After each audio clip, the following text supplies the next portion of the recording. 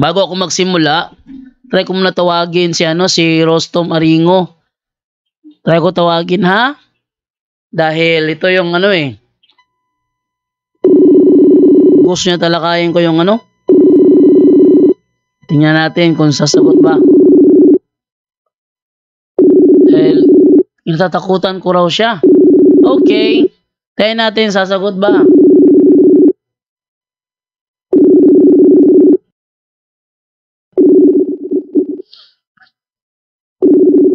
Walang response. Mukhang walang response Tayo natin, baka mag-respond siya. Yan nyo, para bilang patunay na tinatawagan ko nga si Rostom Aringo. Ito yung nagsabi na takot daw ako sa Gawa 17:29.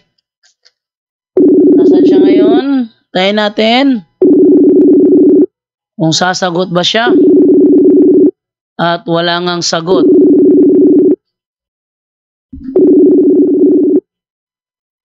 Abangan natin, sasagot ba? Kung wala. Wala nga.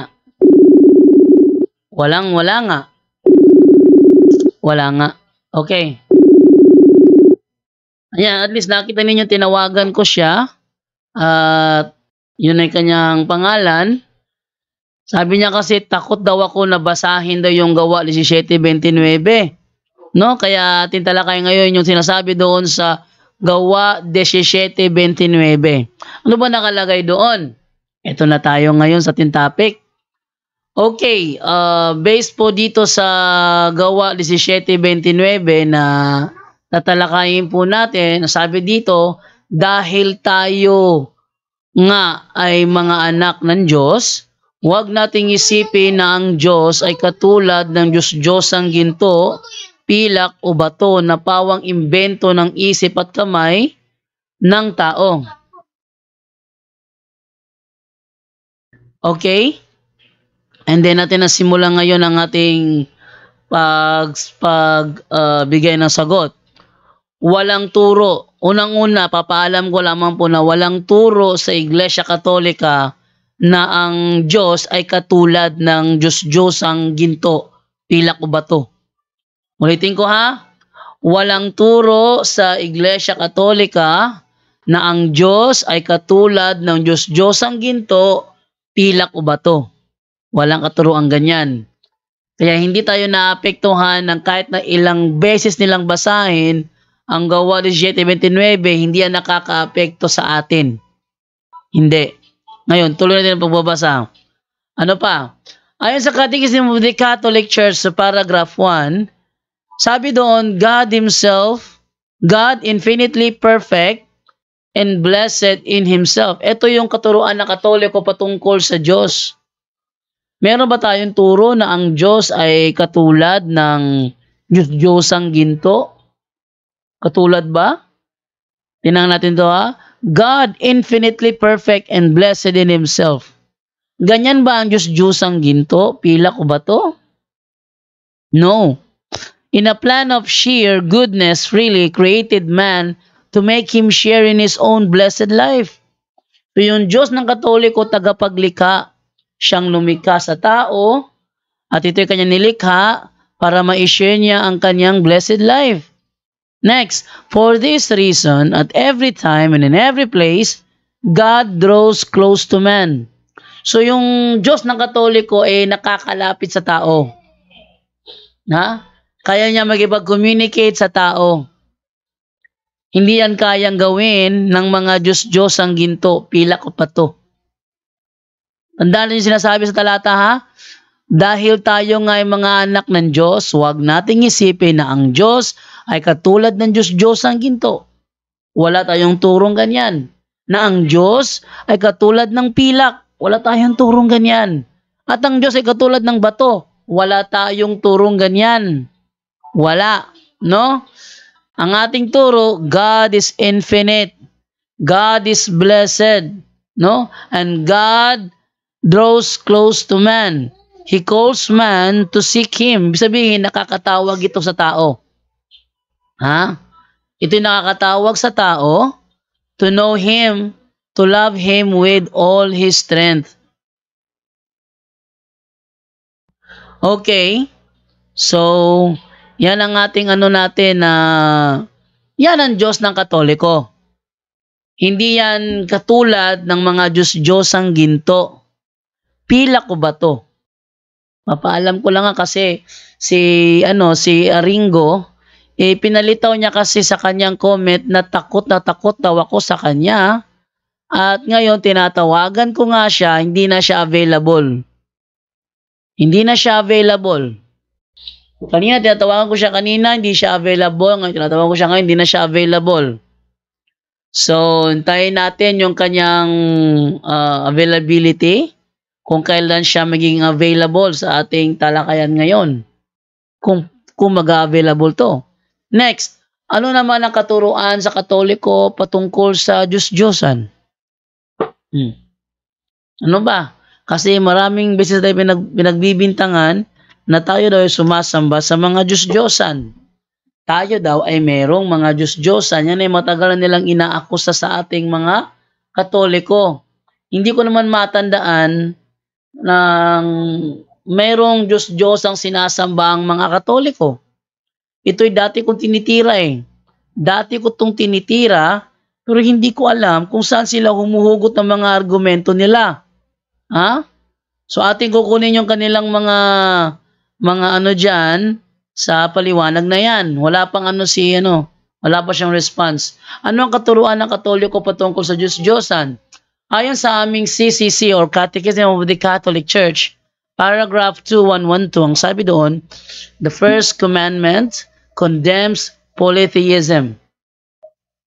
Ang unang utos ay nagbabawal sa pagkakaroon ng maraming Diyos. It requires man neither to believe in nor to venerate other divinities than the one true God. Scripture constantly recalls this rejection of idols. Yan. Silver and gold, the work of man's hands. So, turo sa Katoliko na lumayo sa mga idols. Ano ba meron tayo? Icons. At walang talata sa Biblia na sasabing bawal ang icons. Ang sabi, bawal ang idols.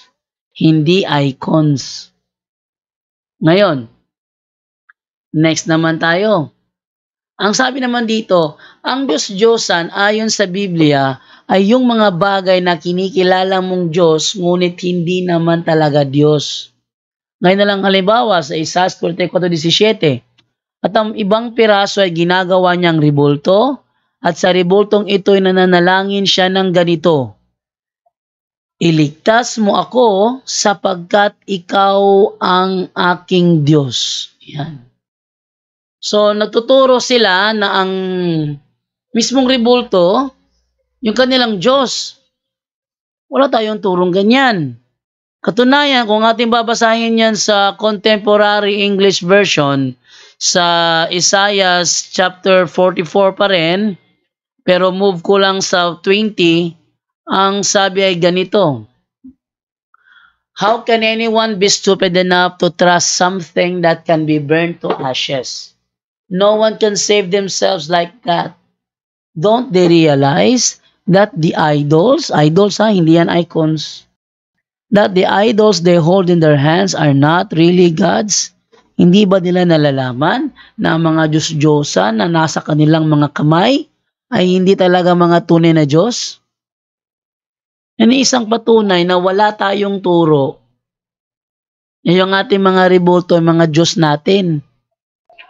Wala tayong ganyang turo. Pero ipinipilit ng mga sulpot na yan daw ang ating turo. In which wala naman. Yung ating pagluhod sa harapan ng isang ribulto, yun ay isang patunay na ating binibigyan ng galang yung inilalarawan ng ribulto.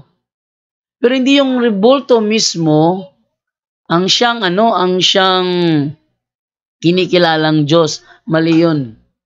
Yung inilalarawan niyang tao, ating ginagalang yun dahil yun ay namumuhay sa kabanalan nang dahil sa kanyang pananampalataya sa Diyos. Wala tayong turo na yung mga rebulto ng mga santo mga Diyos yun. Yung mga sulpot, wala nang ibang ginawa yan sa buong buhay nila kundi ang pagbintangan tayo ng mali. No? Pagbintangan tayo ng mali, wala nang ibang ginawa yan eh. O, tuloy natin yung pagbabasa ng ating mga batayan. Next, ayon naman sa mga Bible scholar na mga protestante, na ang mga Diyos-Diyos ang tinutukoy sa naturang talata ay hindi tumutukoy sa mga sagradong imahe ng mga santo na matatagpuan sa loob ng simbahan. Ito pinakamatibay, no? Yung mga sulpot, lagi nilang iginigiit na yung katuparan daw nun, yung mga rebulto ng mga Katoliko. Pero no, it's not. Hindi. Walang Bible scholar masasabi na rebulto ng Katolikong tinutukoy dyan. No. Tuloy. Ayon sa Ellicott's Commentary for English Readers by Charles John Ellicott, ang sabi niya, the first word reminds us of the lavish use of gold in the colossal statue of Zeus by Phidias. So yan pala, tumutukoy pala sa estatwa ni Zeus. Sino si Zeus?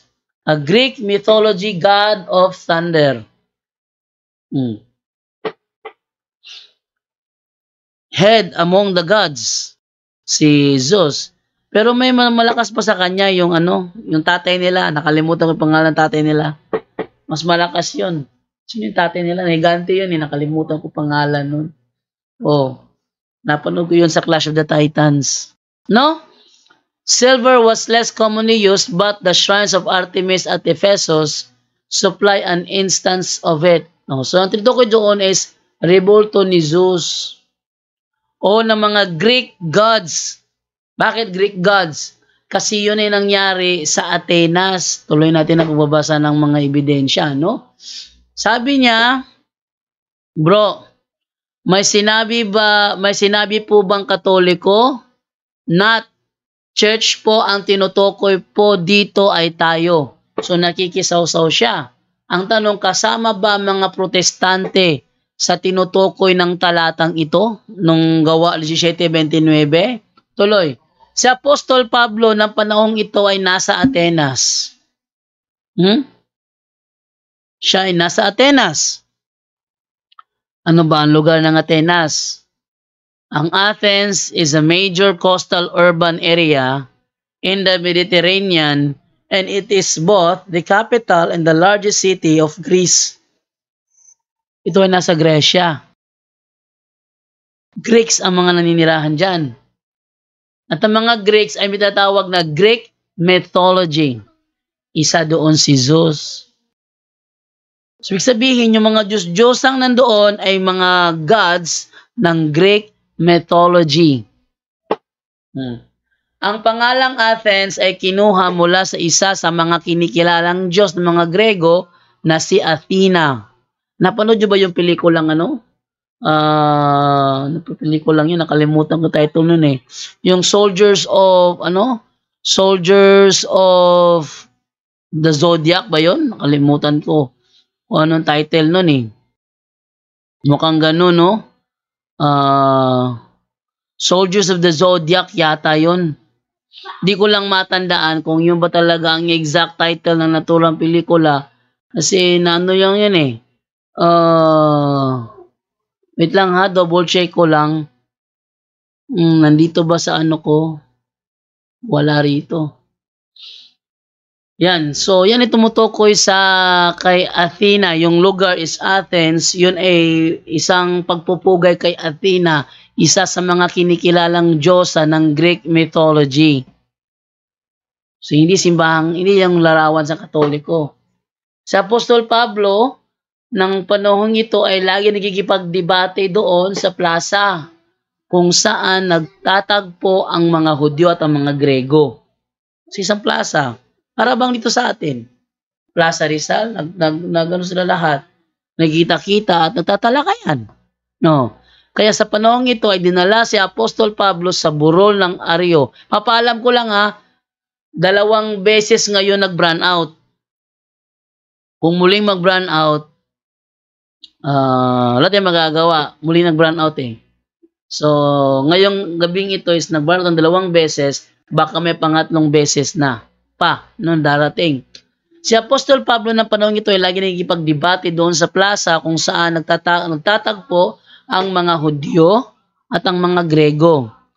Kaya sa panahong ito ay dinala si Apostol Pablo sa burol ng Areo o Areopagus upang maiharap sa konseyo at ipagbigay alam kung anong uri ng pananampalataya ang meron siya. Kaya nangaral siya doon. Yung mga tao na ninirahan doon sa Athens, sa Athena, is sila? Yung mga tipong tao na kapag merong bagong aral, napakabilis makinig. Tama man o mali, pagdating sa bagong aral, panibagong aral, napakabilis nilang makinig. Kaya si Apostol Pablo pinatawag doon at pinapunta doon sa harapan ng konsihal, city council ng Areopagus. Ano nangyari? Ito na masabi sa verse 22. Tumayo si Pablo sa harap ng kapulungan ng Areopago at nagsalita, "Mga taga-Atenas, napapansin kong kayo'y lubos na napakarelihiyoso sa maraming bagay." So sila ay relihiyoso sa maraming bagay. Kaya, marami siyang nakitang Diyos-Diyosan doon, no? Sa 29-30, sapagkat tayo ay mga anak ng Diyos, huwag nating akalain na ang kanyang pagka-Diyos ay mailalarawan ng ginto. No, wala tayong turong ganyan. No? Wala siyang pagkahalintulad sa mga Diyos-Diyosang ginto. Pilak o bato, napawang likha ng isip at gawa ng kamay ng tao. Bakit likha ng isip? Wala naman sila nakitang Zeus eh. Oh. Wala silang nakitang Hermes. Wala silang nakitang Poseidon. Wala silang nakitang Athena. Kung naniniwala sila.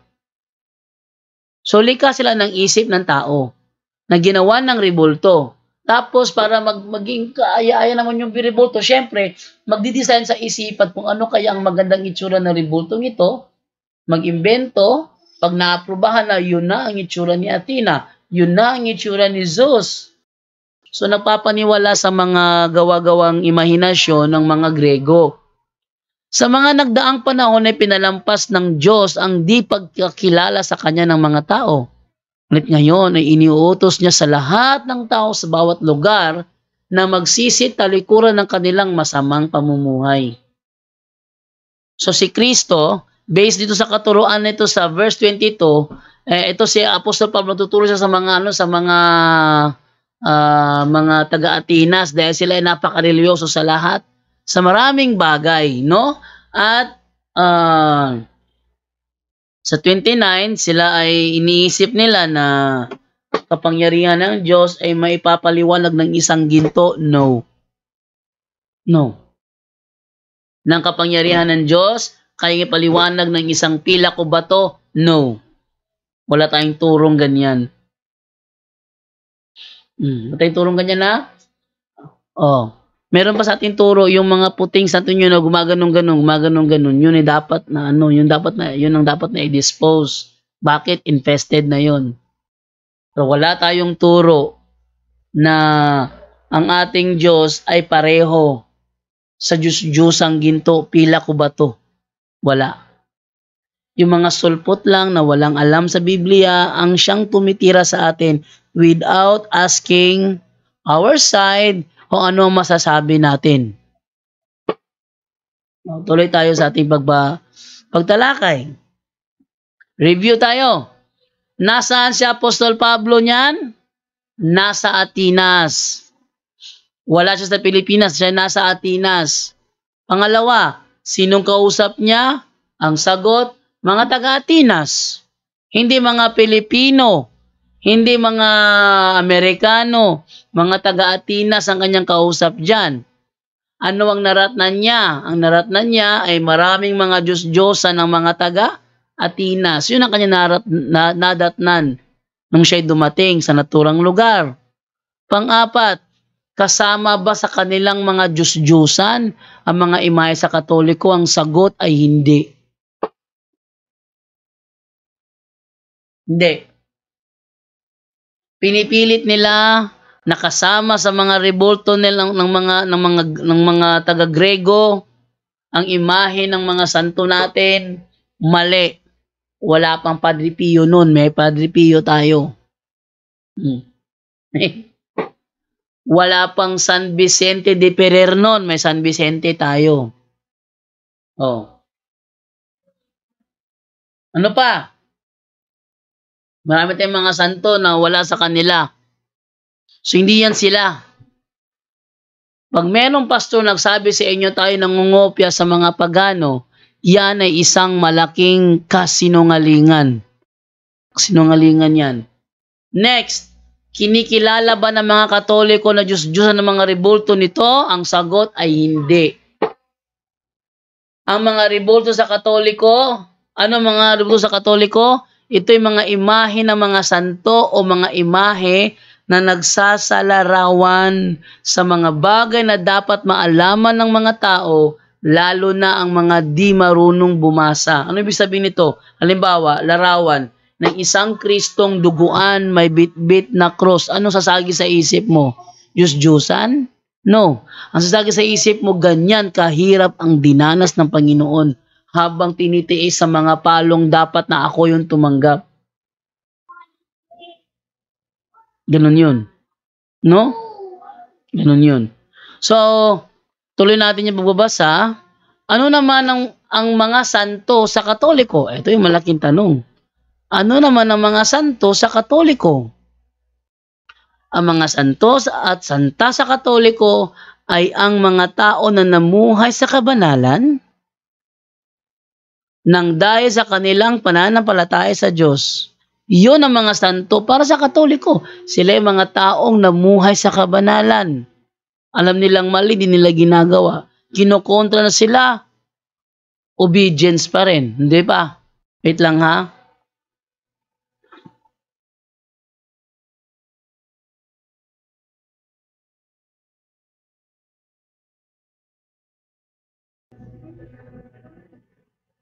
Okay, tuloy po tayo sa ating pagbabasa ng ating comment.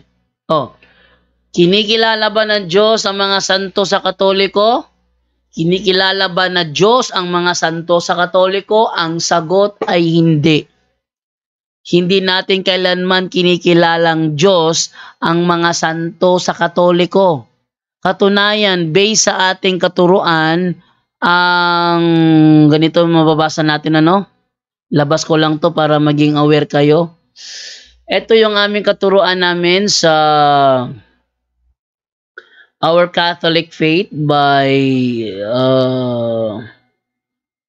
Our Catholic Faith.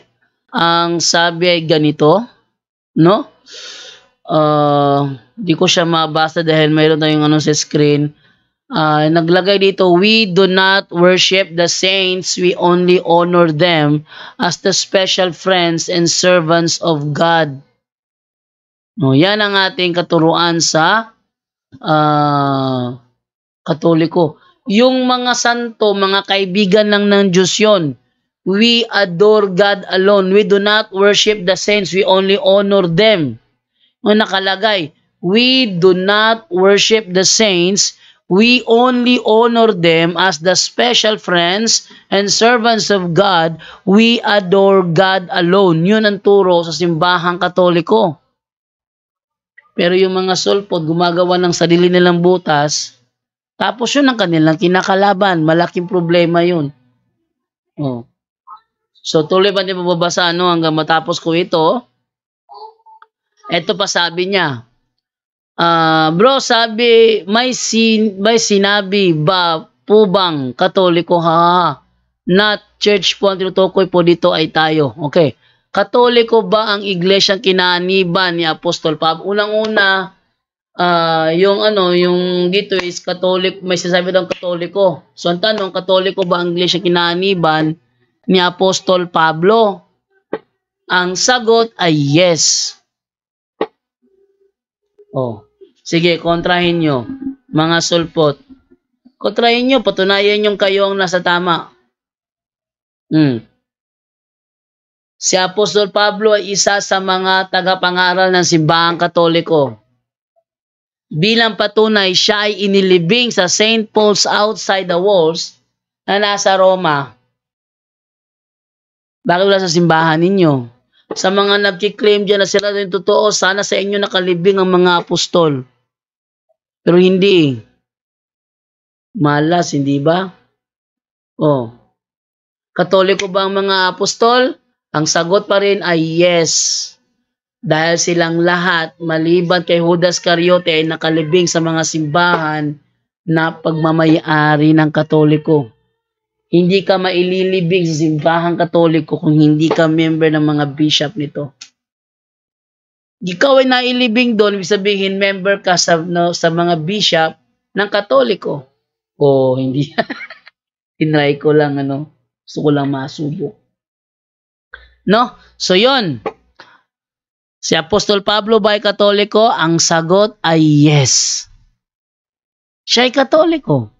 Sa Katoliko siya nakalibing. Hindi sa ibang grupo. Sabi na ngayon, sila daw yung tunay na iglesia. Ba't walang apostol nakalibing sa inyo? Ba't ang nakalibing sa inyo ay si Manalo lang? Oh. Di ba? Next tayo.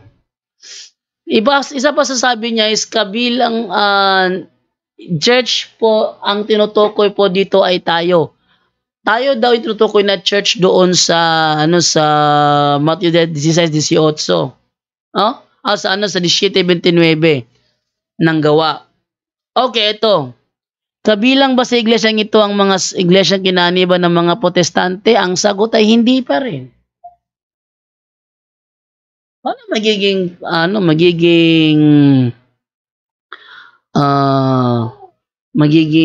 yan, sulpot yan, wala naman yung mga sulpot na yan nung panahong una. Wala. Ang Katoliko lang yung nandun. Katoliko lang. Hindi sila kasama doon. No? Next. Ayun. So, yun ang sagot doon sa natin. Uy, may tumawag na. Ayun. Hello. Hello. Ano bro? Ready na? Sige. Ayun, kakatapos ko lang ng pagtackle dun sa topic 17:29 ng Gawa na ito ay tumutukoy sa mga Diyos-Diyosan na nasa Atenas, sinasamba ng mga taga-Atenas, yung mga Greek gods nila. Hindi doon kasama ang mga rebulto na nasa simbahang Katoliko. Hindi kasama doon. So, ang binanggit po dito sa Biblia, so, ang sabi po sa buhat o sa Gawa. So, Gawa 17:29, di ba? Oo. So, ang sabi rito ng apostol, yamang tayo. So, anong ibig sabihin ni yamang tayo? Tayo. Tayo ay sabi. Pero hindi kasama mga sulpot na Protestante diyan. Walang Protestante na panahon 'yan.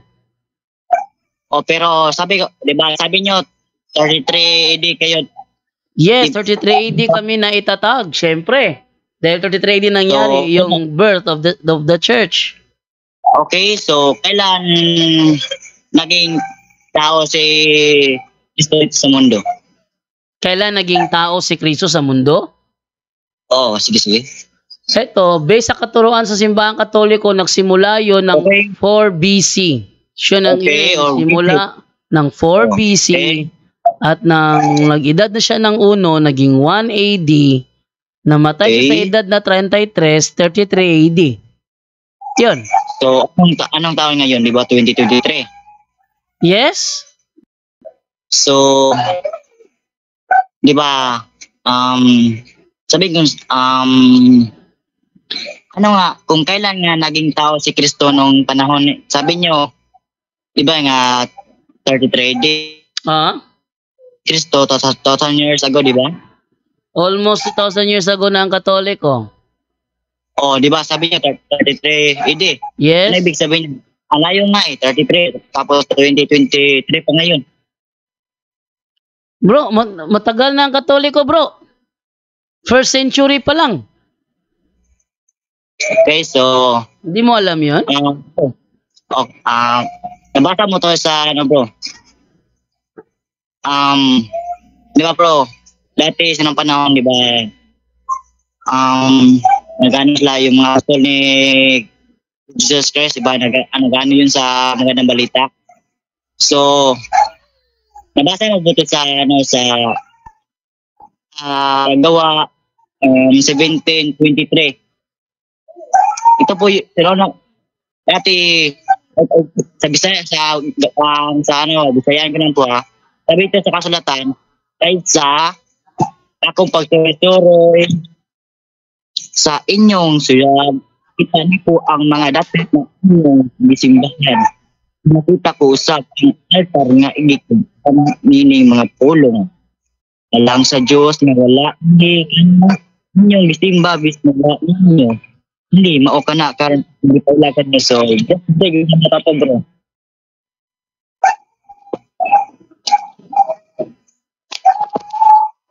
So, anong tanong mo?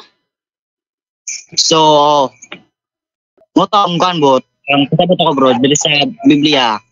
Nagkaroon ako nga sa unang panahon na nakabasa ba sa ano sa kabasa ba kanina sa buhat 17:23 bro. Nagingon man diri sa sulatan nga sa unang panahon sa paguli nila Apostol Pablo ang yung kanang kinulit niyang larawan nananadaan. Ipilit na sama ng kini sa ano Diyos balikon ako ha. Okay. Tanaw sa Biblia tanaw sa 23. Ako so niya kanta. Di ba nagingon man mo? Gawa 17:23? Yes po, yes po. Okay, 17:23. Ano sabi rito? Sige, basahin mo. Sige. Yan. Ang sabi dyan ay ganito. Okay. Sapagkat sa paglalakad ko sa lungsod at pagmamasid sa inyong mga sinasamba, nakakita ako ng isang dambana na may nakasulat sa Diyos na hindi kilala. Ang Diyos na inyong sinasamba kahit hindi ninyo nakikilala, ang siya kong pinapahayag sa inyo. O, anong tanong mo dyan? Ang ibig sabihin, saan niyo po? Anong Ano tanong pong mo ibig dyan, sabihin? bro? Ciao, anong ibig sabihin mo na? Sige. Okay.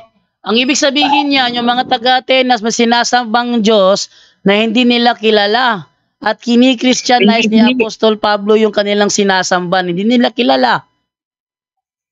Oh. Hindi, ang ibig sabihin niyan, yung Diyos na si Kristo. Mali, mali. Mali. Hindi yan hindi yan ang Diyos na si Kristo. Ayon ni Charles John Ellicott, yan ay tumutukoy kay Zeus. Bisayan mo. Para maklaro ko. Ang tinutukoy ng Protestant Bible scholar na si Charles John Ellicott, yan ay tumutukoy kay Zeus.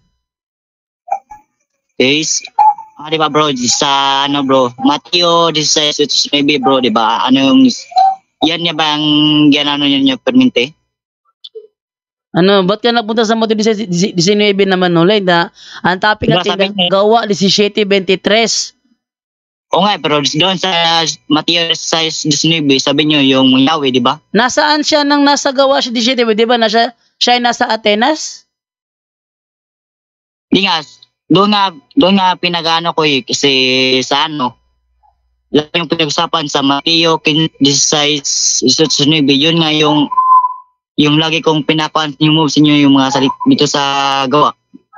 Hindi, iba yung issue sa Matthew 16:18. Iba yung issue sa Matthew 16:18 dito sa gawa 17.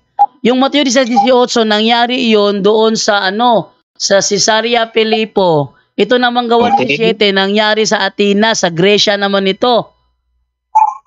Okay, so ano ibig sabihin? Magkaibang panahon yan, magkaibang lugar, magkaibang panahon. Huwag mo ipagdugtong. Kanino itong mga sulat sa mga apostol rin, di ba? Yes, sa mga apostol. At yung nga sa Gawa 17:23, yun ay ginawa yun ay ginawa ni Apostol Pablo nung siya ay nasa Athens, Greece. Athens, Okay. Greece. Oh. Okay. So, di ba, sabi nyo, doon sa yung doon sabi nyo sa ibang sa mga iba na sikta, di ba, sa tinukoy nyo sa Mateo 16:19, di ba, doon sabi nyo may yawi binigay si Jesus kay Pedro, di ba? Oh, yung susi na yun naman ay otoridad na magbawal at magpahintulot. Ano ibig sabihin yun? Yung authority. Ito, babasahin ko Babasahin ko para sa iyo, pakinggan mo mabuti ha. Itong sinasabi sa Matthew chapter 16 verse 19, kung anong susi iyon. Narito, I will give you the keys, authority. O, yung meaning ng keys, authority of the kingdom of heaven, and whatever you bind on earth will have already been bound in heaven, and whatever you loose on earth will have already been loosed in heaven. Oh. Authority ang meaning ng susi. Okay, so, wait lang. Oh.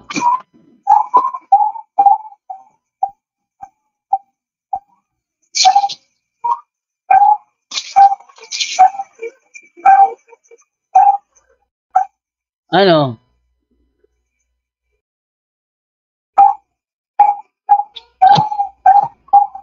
May pahirit ka, bro? May pahirit ka? Wala. Ulitin mo nga, bro.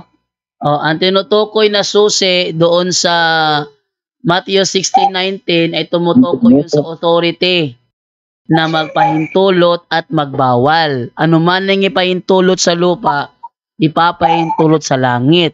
Kaya kung ipinahintulot ng iglesia sa lupa ang Novus Ordo, may pahintulot sa langit yun. Kung pinahintulot ng iglesia sa lupa ang Rosario, may pahintulot sa langit yun. Lahat ng ipinahintulot. Lahat nga ng ipinahintulot lahat ng ipinahintulot. Anuman. Ang sabi doon, anuman ang inyong ipahintulot sa lupa, ipapahintulot ko sa langit. Bakit? Alam ni Kristo na yung kanyang iglesia mag-aaral pa, maraming matutuklasan na bago na hindi pa natuklasan ng mga alagad ng panahon nila. Kaya halimbawa, hindi naman alam ng mga Israelita na ang Mesiya sa tinutukoy ay si Kristo. Kaya yung mga Israelita sa panahon ni Kristo, hindi siya matanggap na siya ang tinutukoy na Mesiyas kasi walang nakalagay dun eh. Pero yung mga apostol nangangaral na si Kristo, si Jesus, ang Kristo. Yun ang meaning nun. Oh, ngayon. So, ang sabi nyo, kayo yung tunay na simbahan pinatay ni Kristo, di ba? Yes, kami nga. Wala naman kaming ibang founder eh. Kung kayo ang tunay na simbahan, bakit sa raming tao sa mundo, bakit hinayaan nyo sila na gumawa ng masama o hindi nyo tinuturuan ng tama? Anong hinayaan? Kami nakikipaglaban. Tinan mo. Tinan mo. Kailan kayo kami nakikipaglaban, bro. Kami nakikipaglaban sa gobyerno. Kung naalala mo dati, ay gagawing legal sa Pilipinas ang same-sex marriage. Sinong kumalaban sa gobyerno? Kayo ba? Hindi yun. Hindi yung marriage. Hindi, sampo lang yun. Na kami ang nakikipaglaban. Walang ni isa man sa grupo ninyo ang nakipaglaban. Kami lang. Pangalawa, gagawing legal ang divorce. Meron ba sa inyo nakipaglaban doon? Wala, kami lang. Next, gagawing legal ang abortion. O meron ba sa inyo nakipaglaban doon? Wala, kami lang. Bukod tanging kami lang ang lumalaban. Pag merong agrabyado, yung pamamatay ng mga tao. Pumamatay, sino ang nakipaglaban noon sa gobyerno? Di ba kami rin? Wala naman kayong ginawa eh. Puro lang kayo tutol, wala kayong ginawa. Oh. Natural, ano man ang ipahintulot nyo sa lupa, ipapahintulot sa langit. Ano man ang ipagbawal sa lupa, ipagbabawal sa langit. Ganun. Ano ibig sabihin nun, bro? Yun ba yung Yahweh, yung mga mukha ng Diyos, pag ipagawa ng Diyos, ipagawa sa tao or hindi? Ano mukha ng Diyos ipagawa sa tao? Oh, kasi, di ba, doon sa, sa Gawas 17:29? Ayun nga ay si Zeus. At ipinagbabawal sa Iglesia Katolika ang eto, labas ko sa screen. Oh, wala. Ito, ilabas ko sa screen ha. Ito, sinasabi sa screen dahil, ito, ilabas ko. Ito yung sinasabi sa amin, ayon sa Catechism of the Catholic Church, paragraph 2112, the first commandment condemns polytheism. So sa amin, turo sa amin sa Katoliko, ipinagbabawal ng unang utos ang polytheism. Alam mo yung anong polytheism? Maraming kinikilalang Diyos. Ipinagbabawal ang simbahang Katoliko. Next, it requires man neither to believe in nor to venerate other divinities than the one true God. Scripture constantly recalls this rejection of idols. Silver, gold, the work of men's hands. So ayon sa opisyal na turo ng simbahang Katoliko, Catechism of the Catholic Church, paragraph 2112, mahigpit na ipinagbabawal ang mga Diyos-Diyosan. Yeah, pero dito sa buhat, sino nagsabi dito sa, di ba si Pablo rin nagsabi dito na huwag natin isipin ang Diyos na sama sa gawa ng tao? Yes, ang tinutukoy dyan ay yung kay Zeus. Ito, Ellicott's Commentary for English Readers by Charles John Ellicott. Sabi niya, the first word reminds us of the lavish use of the gold in the colossal statue of Zeus by Phidias. So yan ay imahe ni Zeus. Yan nga pero sabi nga doon, meron ba kaming imahe ni Zeus? Meron. Sino? Nasaan? Ilabas mo. Sa simbahan nyo. Ilabas mo. Sino nga? Saan doon si Zeus? Wala akong makitang Zeus sa simbahan namin eh. Anong itsura ni Zeus? Ganyan. Akala mo hindi ko ito ha? Sige, hinahamon kita, ilabas mo. Ano ang itsura ni Zeus? Sige, ngayon din. Ilabas mo sa lahat ng nanonood ngayon. Magbukas ako ng camera para makita mong naka-live ako, no? Yan. Okay, so ako magbubukas ng camera. O, ayan. Sige, ilabas mo ngayon sa screen mo yung sinasabi mo na meron kaming larawan ni Zeus. Ngayon din, ilabas mo, hinahamon kita. Sige. Wala akong sinabi na sa Biblia ro akong sunod, diba? Sabi mo, meron kaming larawan ni Zeus. Ilabas mo ang larawan ni Zeus. Nasaan? Wala kaming larawan ni Zeus. Pero sabi sa Biblia, kami. Diba sabi mo, meron kami larawan ni Zeus? Yes. Sige nga, ilabas mo. Yes. Ano itsura ng larawan ni Zeus? Paano ilalabas ko? Hindi tinatapon ko na yung iba. At saka binaano ko. Sige. Ako magpapakita ng larawan ni Zeus, ha? Ako magpapakita ng larawan ni Zeus. Eto. Tingnan mo sa screen ko. Nakita sa screen ko, ano? Okay, Zeus. Sige. Yan, larawan ni Zeus. Okay. Ito nga yung larawan ni Zeus. Yan. Ito. May hawak siyang kidlat. Yan. May hawak siyang kidlat. Yan ang larawan ni Zeus. Meron ba kami yan? Kayo? Yan. May hawak na kidlat. Meron ba kami yan? Wala akong nakita na ganyan. Wala nga kaming larawan ni Zeus. Ano yung ginagawa niya? Sino yun? Yung ginagawa niya, sabi niya, si Jesus yun. Sino yun? Iba si Jesus, iba si Zeus. Si Jesus yung sinasabi ko. Tingnan mo ha. Tingnan mo, ano ang nakalagay sa sinasabi ni Charles John Ellicott. Ang sabi ni Charles John Ellicott, eto.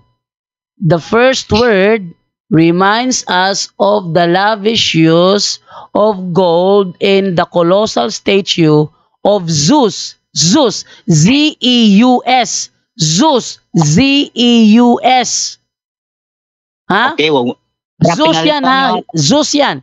Z-E-U-S by Phidia.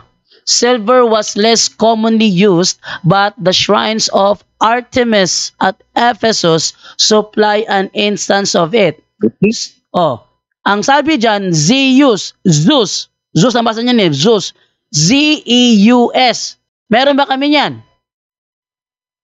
Parang iba sa inyo, bro, ha, bro. Ito yung larawan ni Zeus. Oh, tinan mo. Iangat ko lang konti. Tinan mo yan oh. Z-E-U-S. Diyan, mali yan. Anong mali? Iba dito sa Biblia, Ano? bro. Oh, ngayon, ayon sa Biblia, sila ay nasa Atenas, tama? Basahin ko rito, ha? Oh, sagutin mo tanong ko. Ayon sa Biblia, sila ba ay nasa Atenas o wala? Basahin ko muna. Oh, ayon nga sa Biblia, nasaan sila niyan? Nasa Atenas o wala? Wala. Wala sa Atenas. Kung mabasa ko na sa Atenas yan.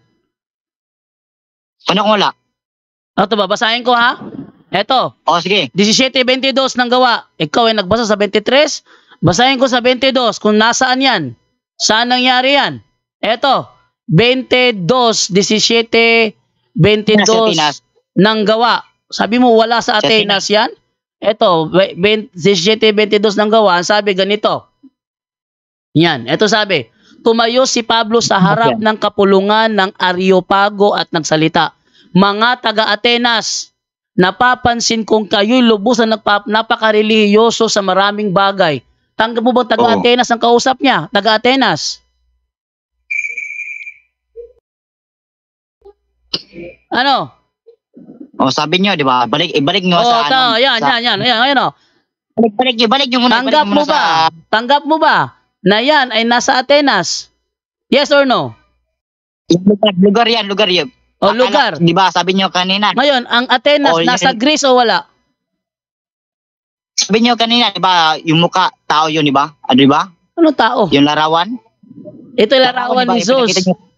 Ito yung larawan ni Zeus.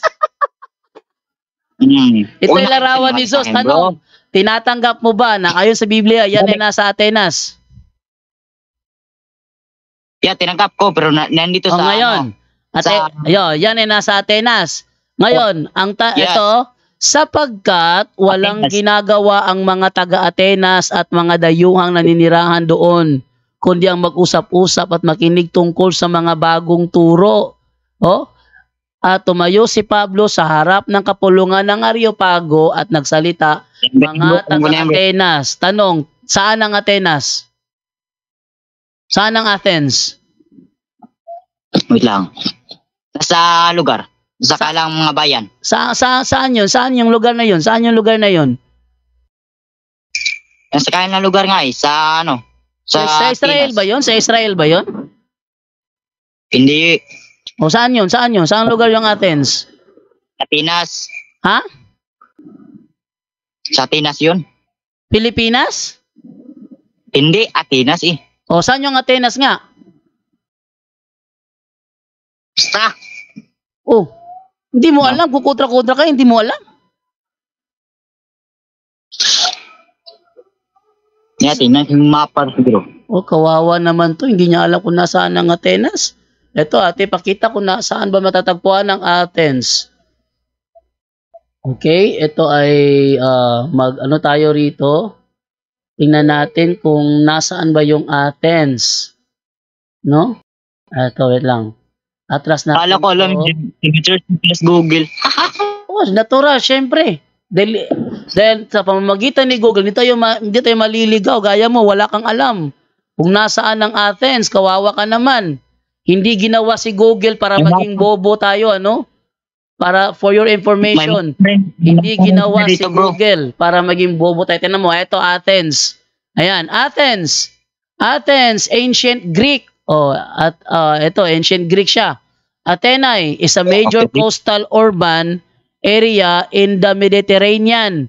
And it is both the capital and the largest city of Greece. Tama ba? Yes. Yan. Sabihin mo ngayon. Totoo sinasabi sa sa Google na ang Athens ay nasa Gresya.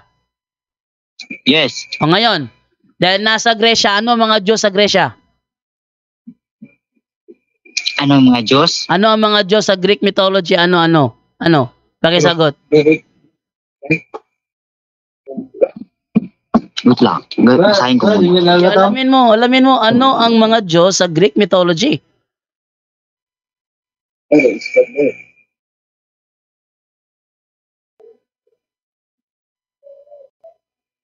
Try natin kung sasagot ba siya. Kung ano ang mga Diyos sa Greek mythology. Sige, sagutin mo, Wait bro. lang, wait lang. Oh, Yes. sabi wait lang. ni Tony Cabido, nakasarado ang mga isipan na yan, Bojando. Sabi ni Ken Eusebio, Venus. Nakikita, Hera, asawa ni Zeus. Mayroon ang palang asawa si Zeus, si Hera. Si Kristo, walang asawa si Kristo eh. Kaya malayo yun. Zeus, tatay ni Thor. Si Thor naman, ayan naman yung counterpart ni Zeus sa Norse mythology. Nasa Norse mythology naman si Zeus. Si Thor, the God of Thunder. Siya naman ang God of Thunder doon. Pero si Zeus sa Greek mythology, siya ang God of Thunder. Kaya nga may hawak na kidlat eh.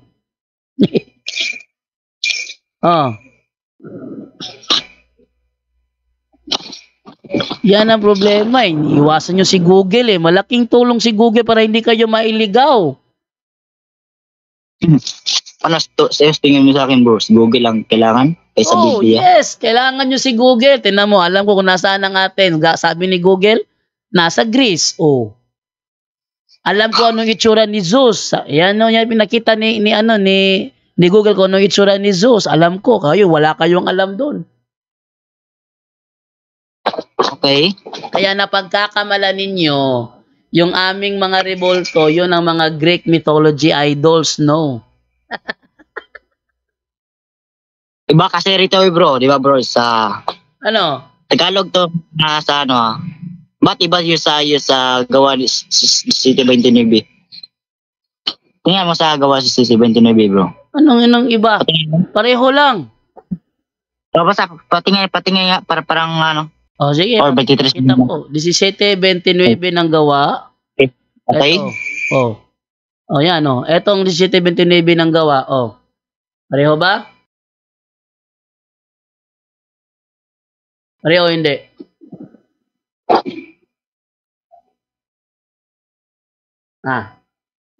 Sige.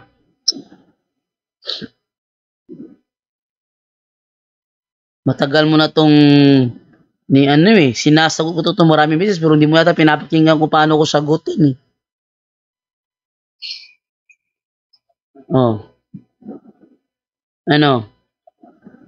Pareho ba? Hindi. Hindi pareho? Hindi po, hindi. So ang gamit mo ngayon, ang gamit mo ngayon ang dating Biblia. Ang gamit mo. At saka sa dati at saka sa mga downloads ko. Downloads mo. So ang dating Biblia nga gamit mo. Yan tanong, iba ba ang sentido ng 17:29 ng gawa ko rito sa 17:29 ng gawa mo? Iba ba yung sentido? Pareho pero sa dito sa 22. sa pagkatayo. Sige, 22 tayo. 17:22 tayo ng gawa diyan sa diyan sa ang dating Biblia. Ang sabi ganito, at tumindig si Pablo sa gitna ng Areopago at sinabi, kayong mga lalaking taga-Atenas, sa lahat ng mga bagay ay napapansin kong kayo'y lubhang relihiyoso. Pareho Atenas eh. Ano ngayon yan? Atenas talaga. Sa Atenas nga si Pablo, di ba? Pumunta si Pablo sa Atenas. Di sa Gresya nga, tama. Yep. Ano ang mga Diyos ng mga ano ba ang Diyos sa Greek mythology? Alam mo? Hindi. Ayun, doon ka nagkamali. Hindi mo alam ang Diyos sa nasa pelikula yan. Gaya ng Clash of the Titans, pinapalabas yan doon. Tingnan natin ngayon yung Greek mythology gods.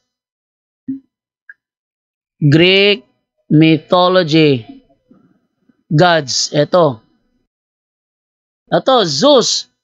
Si Zeus ay, ayan.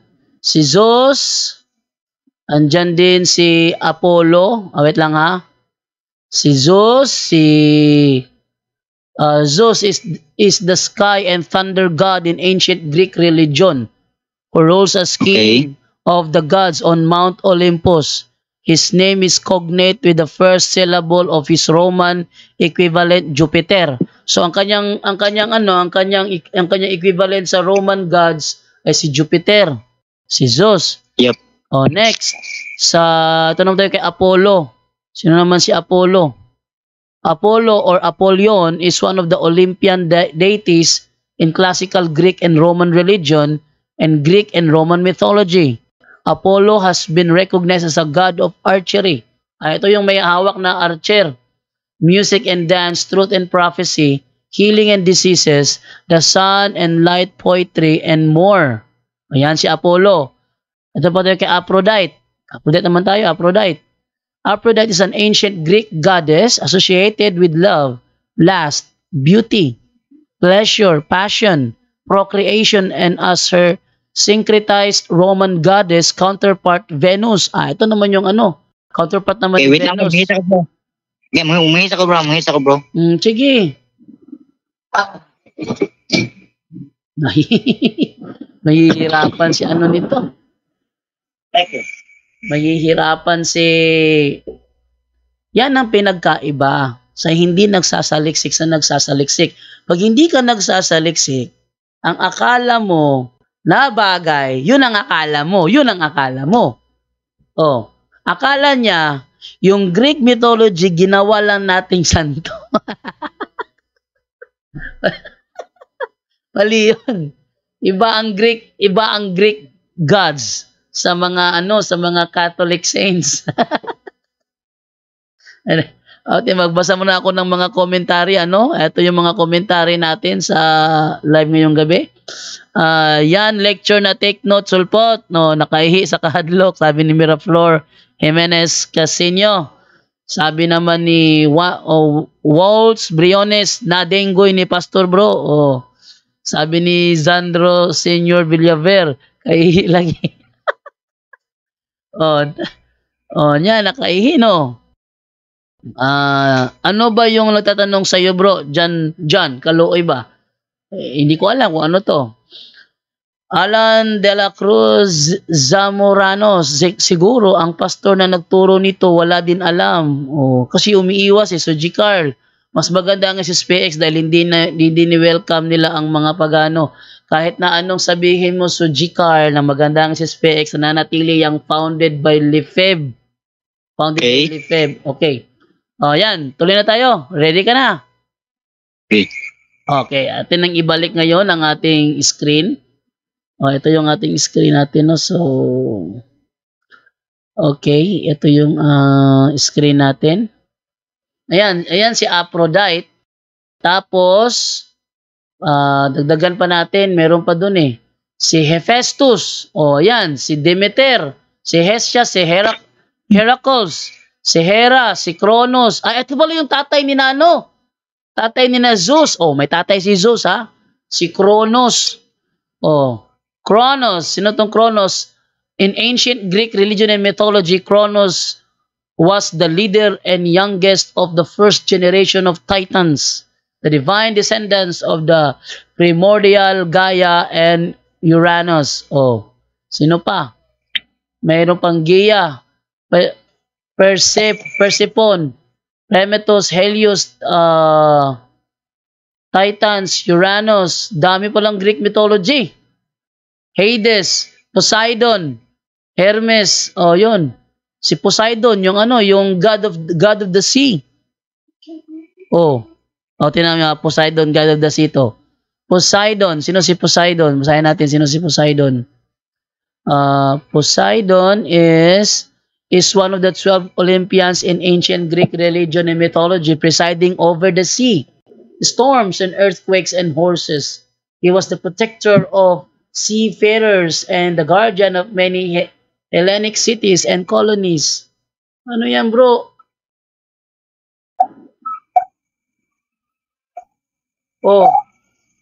Ibang-iba to sa sa mga santo ng Katoliko. Ano ngayon yan? Paliwanag mo nga, ikaw nga magpaliwanag.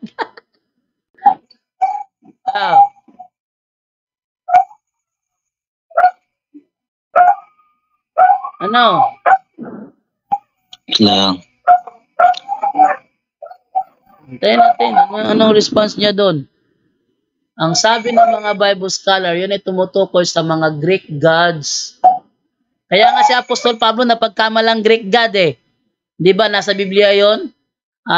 Siya ay tumakbo sa gitna, sabi ng mga nandun, ang mga Diyos ay bumaba sa anyo ng mga tao. Si Pablo ay napagkamalang Zeus at si Bernabe naman ay si Hermes. Di ba ganon? Yep. O, At saka yun. bro, Di ba saan pa ganon? makita sa Biblia na sabi 'di ba nga di ba na gumawa kayo ng mga imahe? Katulad ni Maria at ni Jesus at saka Ayun. mga apostol. Kita sa Biblia na Ito na, Yep. napakagandang tanong mo. Ito lang, isang talata lang ang sagot dyan. Isang talata lang eh. Kahit na ano pa itanong mo dyan eh, isang talata lang katapat niyan. Mateo 18:18. Ano sabi doon? Anuman ang ipahintulot ninyo sa lupa, ipapahintulot ko sa langit. At dahil ipinahintulot sa lupa ang paggawa ng imahe ng mga santo, may pahintulot sa langit yon. santo yung nakalagay doon bro. Anuman. Anong unawa mo sa anuman, bro? Anong unawa mo sa term anuman? Di sorry. Nilagay ko sa inyo. Sagutin mo, ano ang unawa mo sa term anuman? O bisan unsa? Sa Bisaya, bisan unsa nga inyong itugot sa yuta, itugot ko sa langit. Anong unawa mo dun? Bisan unsa. Ano yun? Okay. So, pwede pala kayo gumawa ng mga katulad ng mga leon, kalabaw. Leon, kalabaw. Yup. Leon, Kahit ano man kayo. Oh, Tapos halikan nyo. halikan. Ito naman sabi, may counterpart naman yun. At anuman ang inyong ipagbawal sa lupa ay ipagbabawal sa langit. Oh. Ngayon, meron bang turo ang simbahang Katoliko? Halikan ng larawan ng kalabaw? Bakit hinalakan nyo yung mga larawan ni Kristo at ni Ayun, magandang tanong yan. Yan ay aming pinapakitaan ng galang. Basahin ko sa iyo ha. Yan ang magandang tanong. Magbabasa ako. Galing sa Our Catholic Faith na babasahin. Ito ang sinasabi. Ayan, nakikita ba sa screen? Ito. Ang sabi ganito, does the first commandment forbid us to honor the saints in heaven? The first commandment does not forbid us to honor the saints in heaven, provided we do not give them the honor that belongs to God alone. Devotion to the Blessed Virgin Mary and veneration of the saints are not opposed. Palakihin ko lang ha para mas makita yung letra ha. Yan. Are not opposed to the commandment to adore God alone.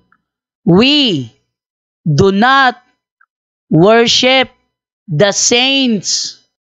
We only honor them as the special friends and servants of God. We adore God alone. Maliwanag ba? Maliwanag? Yeah. Maliwanag yan bro, no?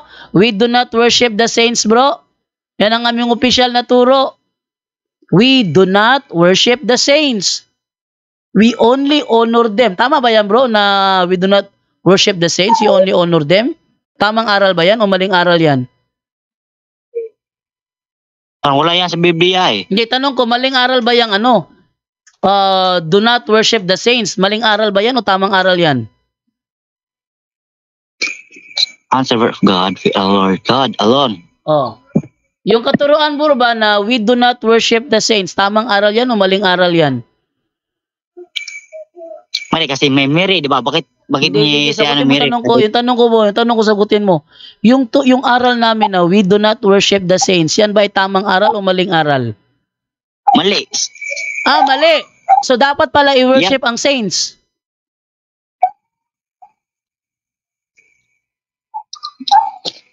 But because is Hindi sagutin mo bro. Sabi mo kasi mali ang aral na yan na we do not worship the saints. Mali yan. So ang tamang aral pala, we must worship the saints. Yun ang tamang aral.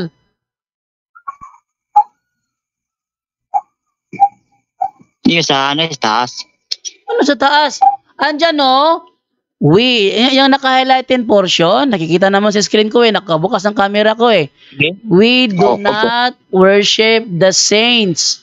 Yang we do not worship the saints. Hindi namin sinasamba ang mga santo. Tamang aral yan o maling aral?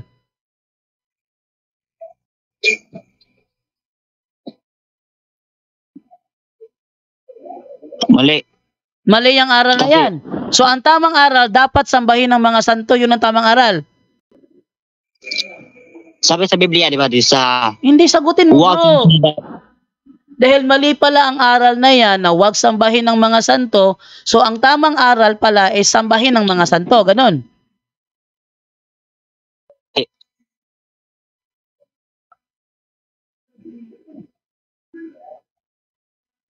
Ano, dami nakikinig sa iyo. wala akong kahit maraming makikinig Sige na. Sagutin mo na. Yan bang we do not worship the saints ay tamang aral o maling aral? Sabi mo, mali yan. So ang tamang aral pala, we must worship the saints. Yun ang tamang aral. We do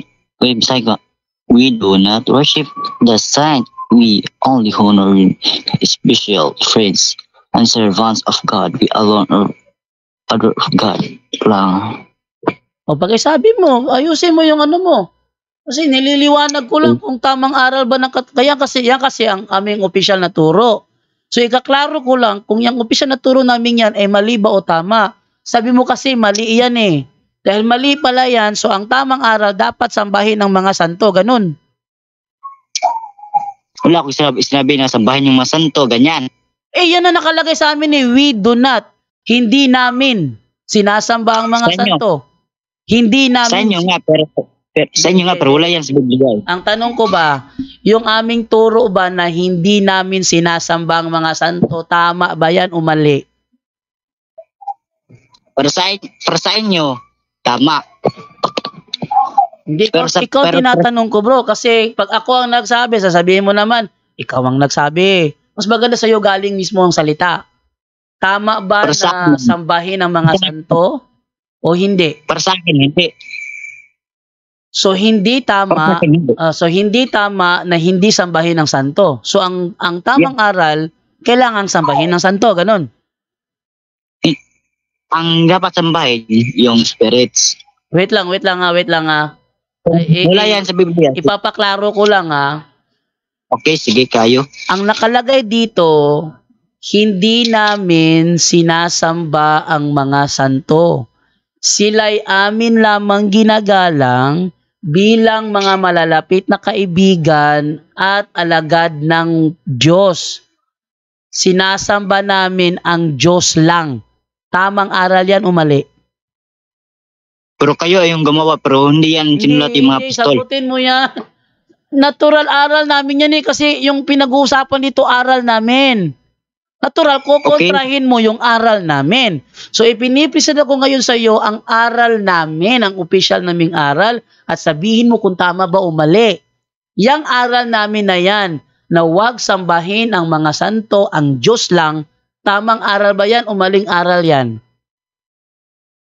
Para sa inyo, hindi. Para sa akin, mali. So maling aral na ang Diyos lang ang sambahin. Maling aral yon. Tama, ang Diyos ay sabay, yung Espiritu, hindi yung mga santo. Paano yan? Diyan nakalagay dyan, ang Diyos lang aming sinasamba, hindi ang mga santo. Paano ngayon yan? Para sa inyo kasi yan, may bibigay sa ako yung verse ha. Ano naman to? Bibisayain ko na lang kawawa naman Ibisayain ko na lang para sa iyo. Basahin niyo po sa Mateo. Basahin niyo po sa Mateo. Babasahin ko na lang bro ha. Babasahin ko yung aking aral ha. Okay. Wala kami nagsimba sa mga santo. Amo lamang silang gitahod, ingon nga suod nga higala, og sulugoon sa Dios. Ang among gisimba maulamang ang Dios. Tamang aral yun o mali?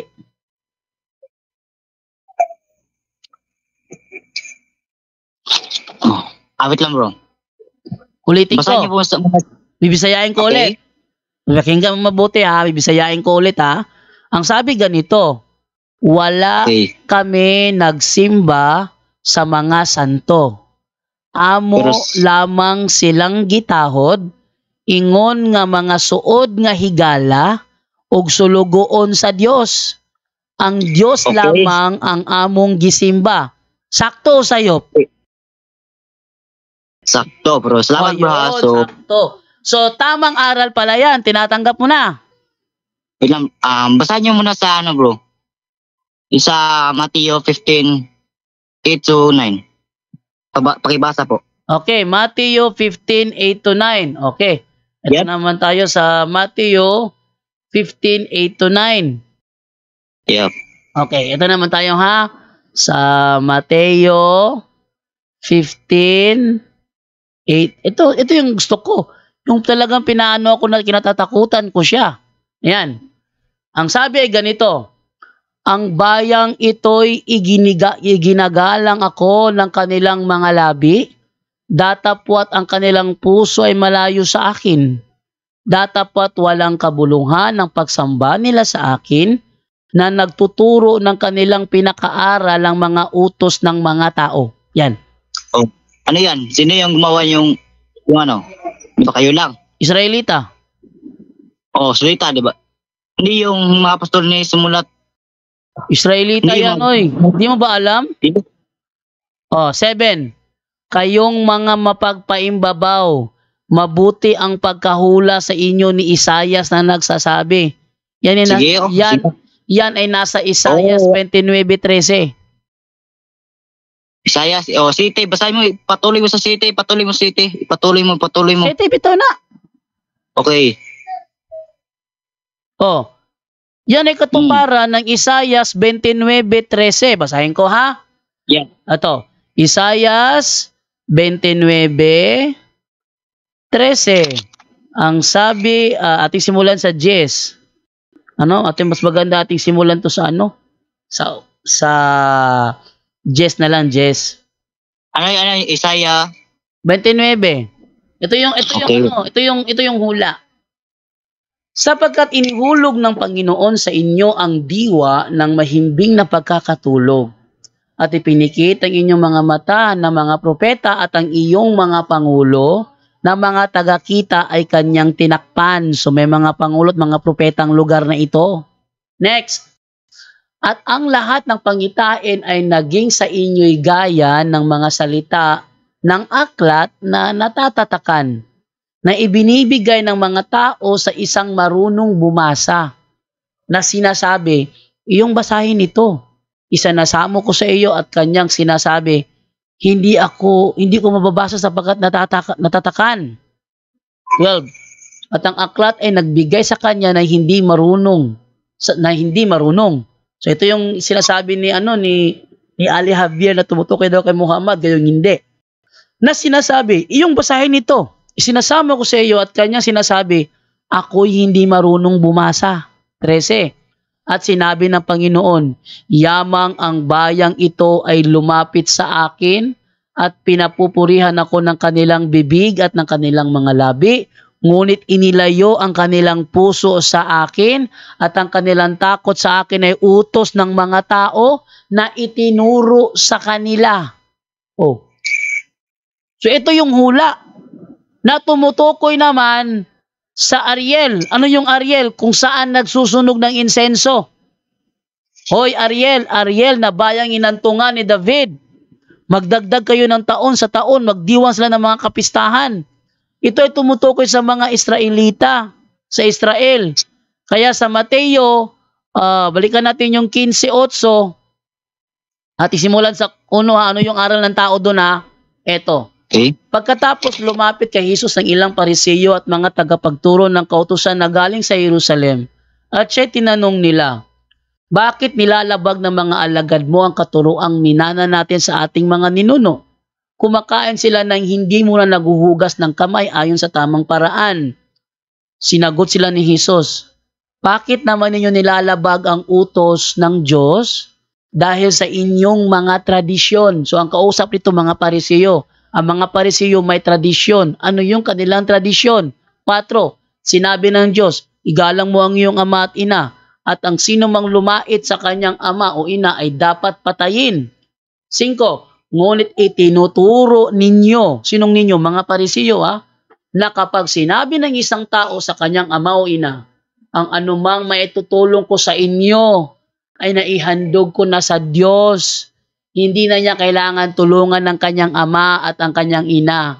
Pinawawalang kabuluhan ninyo ang salita ng Diyos. Masunod lamang ninyo ang inyong mga minanang mga katuruan. 7. Mga mapagkunwari, yung mga Hudyo na ito.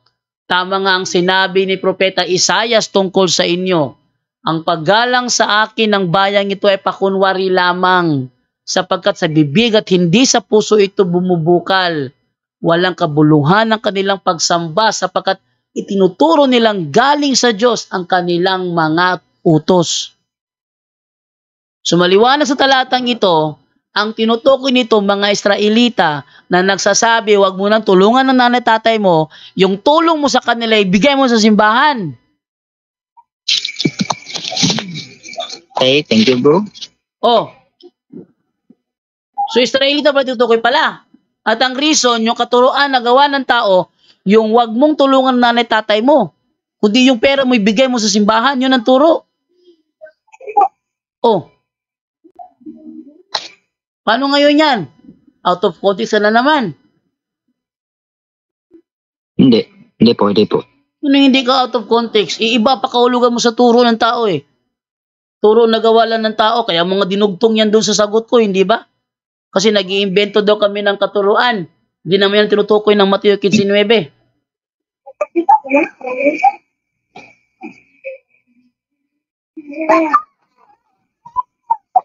O ano? Wala na? Ubus na katwiran? Wala na, bro. Ubus na katwiran mo. Nasagot ko na lahat. Hindi kita kinatakutan. Yung tanong Thank you, bro.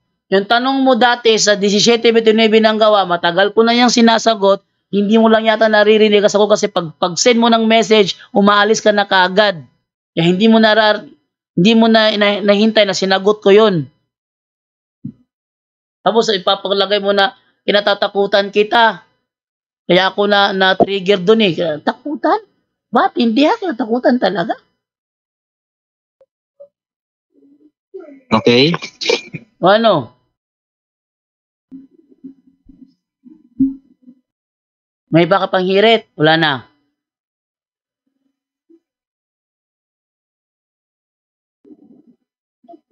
Hindi ko na may pananakot. Pinakita ko lang sa iyo. Hindi, sabi mo kasi natakot ako sa iyo.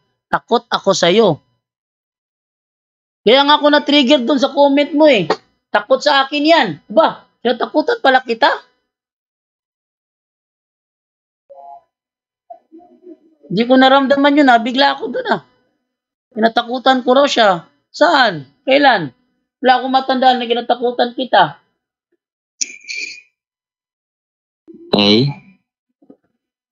Butatan na siya, sabi ni Tina Lasierda Manzanas.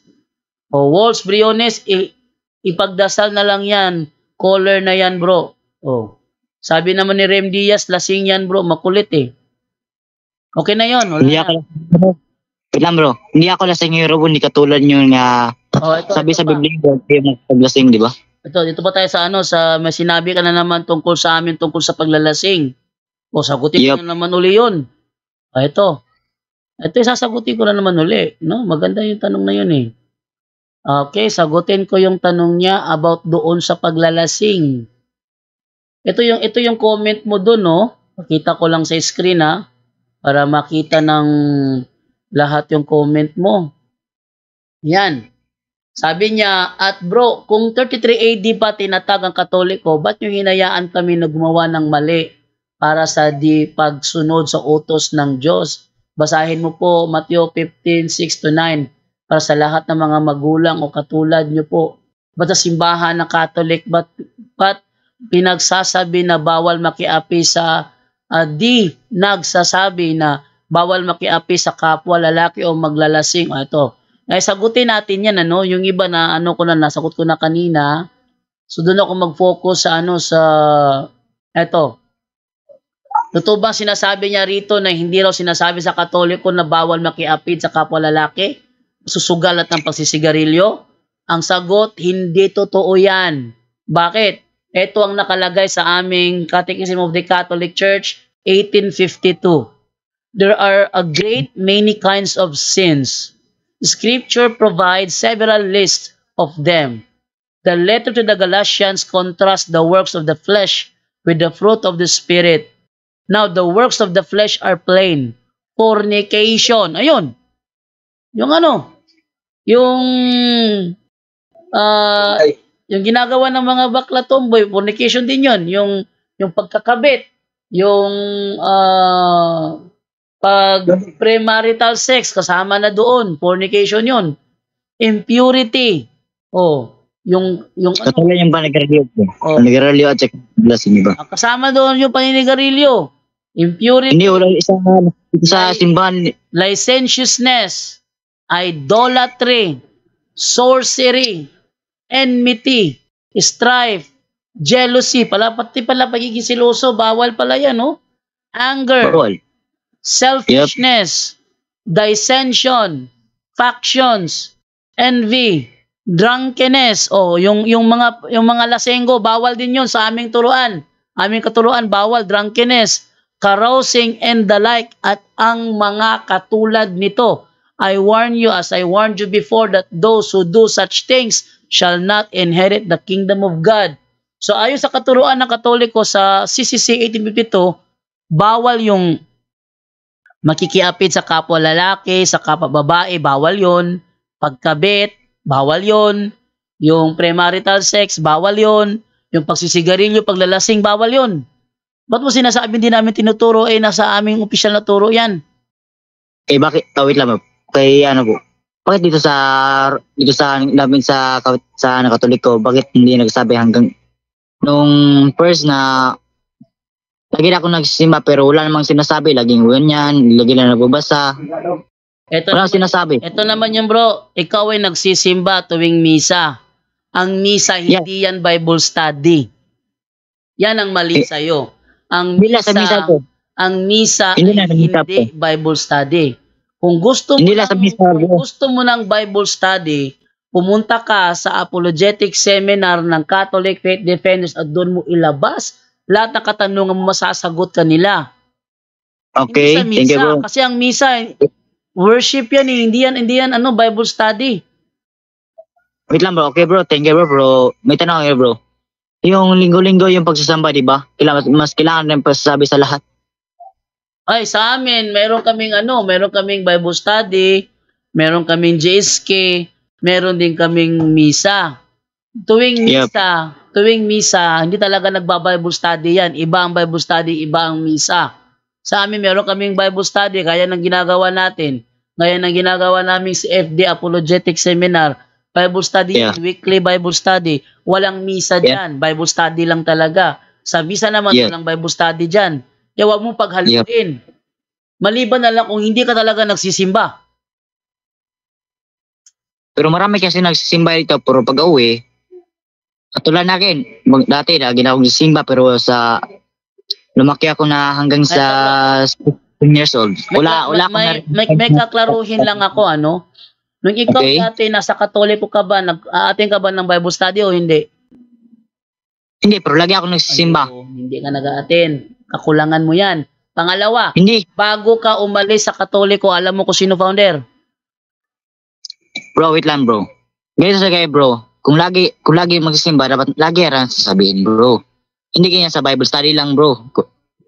Paano ko yung mga taong hindi lagi nagsisimba pero hindi nagbasa na hindi umati ng Bible study? Kawawa mo naman yun eh.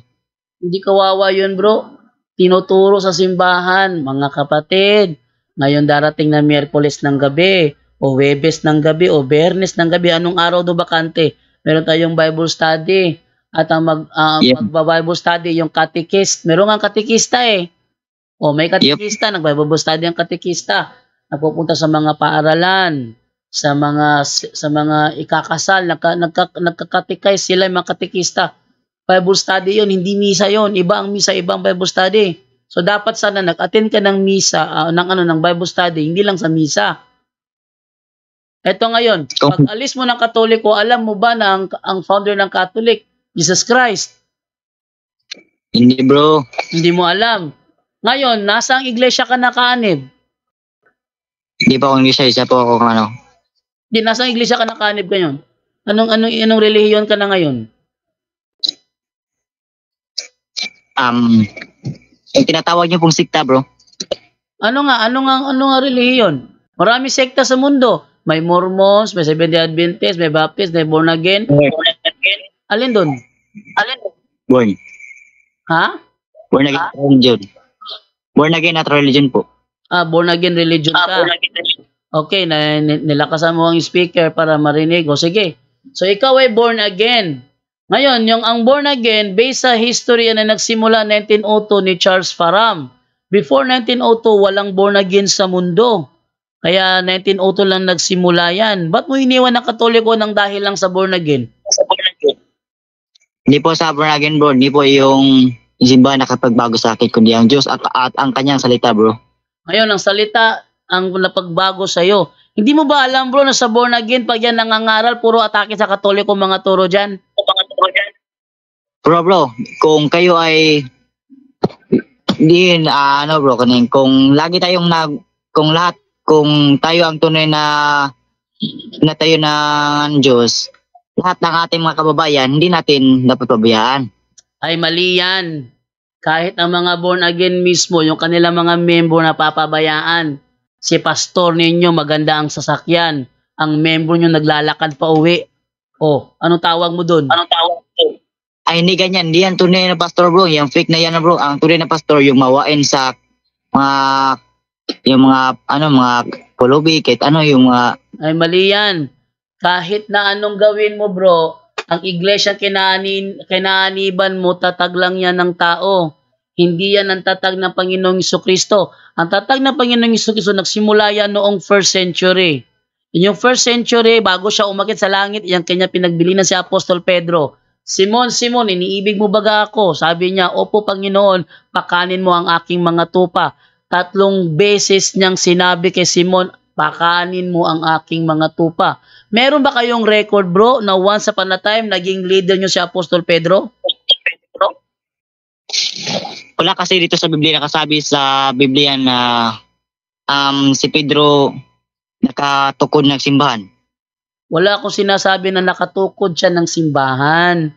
Ang sabi ko sa Biblia, sinabihan ni Kristo sa Biblia si Apostol Pedro, 3 beses pakanin mo ang aking mga tupa. So, nang si Kristo ay umakyat na sa langit, ang nag-alaga sa kanyang mga tupa ay si Apostol Pedro. Ang tanong, meron ba kayong historical record na once upon a time, si Apostol Pedro ang nangunat nangaral sa inyo? Meron dito sa Biblia. Sige, saan sa Biblia kayo na masasabi mong kayo nga yan?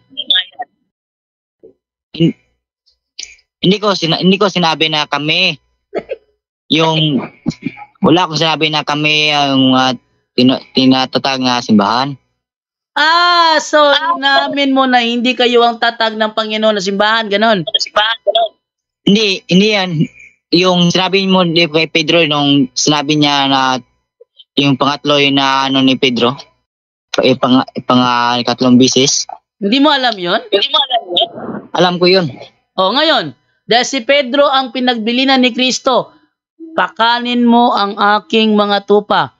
Nang siya'y umakyat sa langit, yun ang utos niya kay Apostol Pedro na pakanin ang kanyang mga tupa. Meron ka bang may pakita once upon a time in history of born again, si Apostol Pedro ang naging leader ng born again? Wala.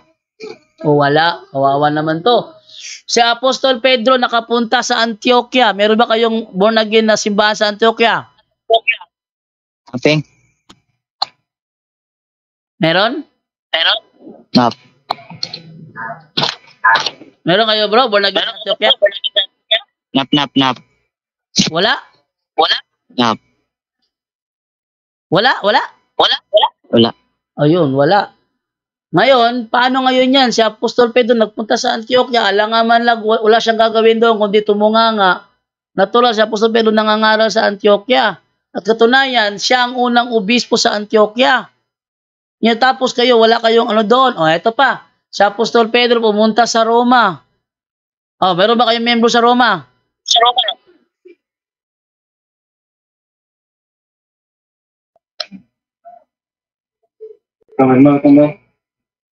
Ano, meron kayong member sa Roma?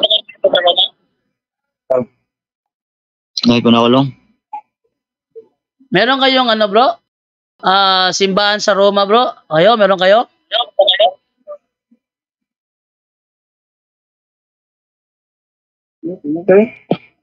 Kahit pag ginakulong. Ano? Sagot na. Wala po. Wala kayong simbahan sa Roma. Eto ngayon. Si Apostol Pablo, si Apostol Pedro, nakapunta sa Antioquia, nakapunta sa Roma. At pagdating sa Roma, nakapunta sa Espanya. Meron ba kayong chapter sa Espanya?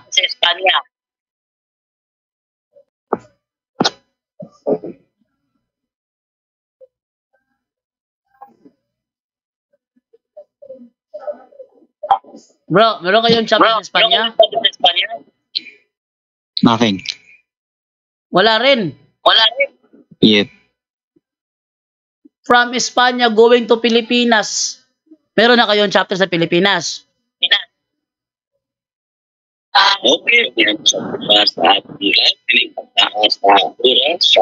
Ano, meron kayong chapter sa Pilipinas? Wait lang.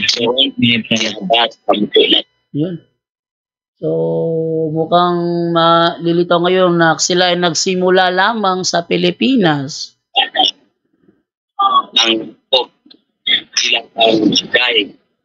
Hello, bro. Sagot naman, bro. Hindi ba ko takot doon? Nahirapan na to. Pinahirapan nyo kasi ng gusto eh. Ang tuloy, nahirapan na. Lo. Nahirapan na ako kalito. Ano na? Kumusta ka na? Okay lang bro.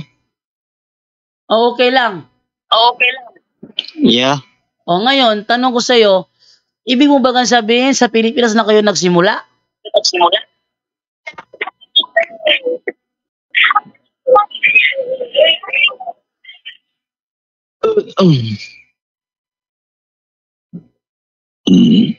Ano?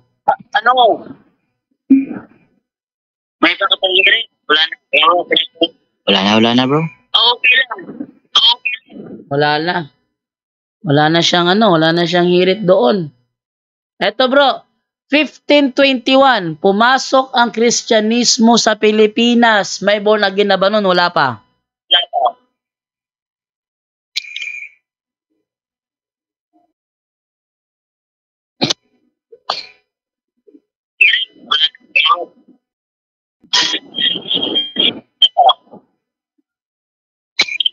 Hello bro Aringo. Sagot Hello. naman. Noong 1521, pumasok sa Pilipinas sina Padre Pedro Valderrama at nagsagawa ng unang misa sa Limasawa Island. Ang tanong ko sa iyo, meron na bang born again nun o wala pa? Pumasok sa Pilipinas, sina Padre Pedro Valderrama at nagsagawa ng unang misa sa Limasawa Island. Ang tanong ko sa iyo, Okay bro, thank you bro. Paalam ka na bro. meron na bang born again nun?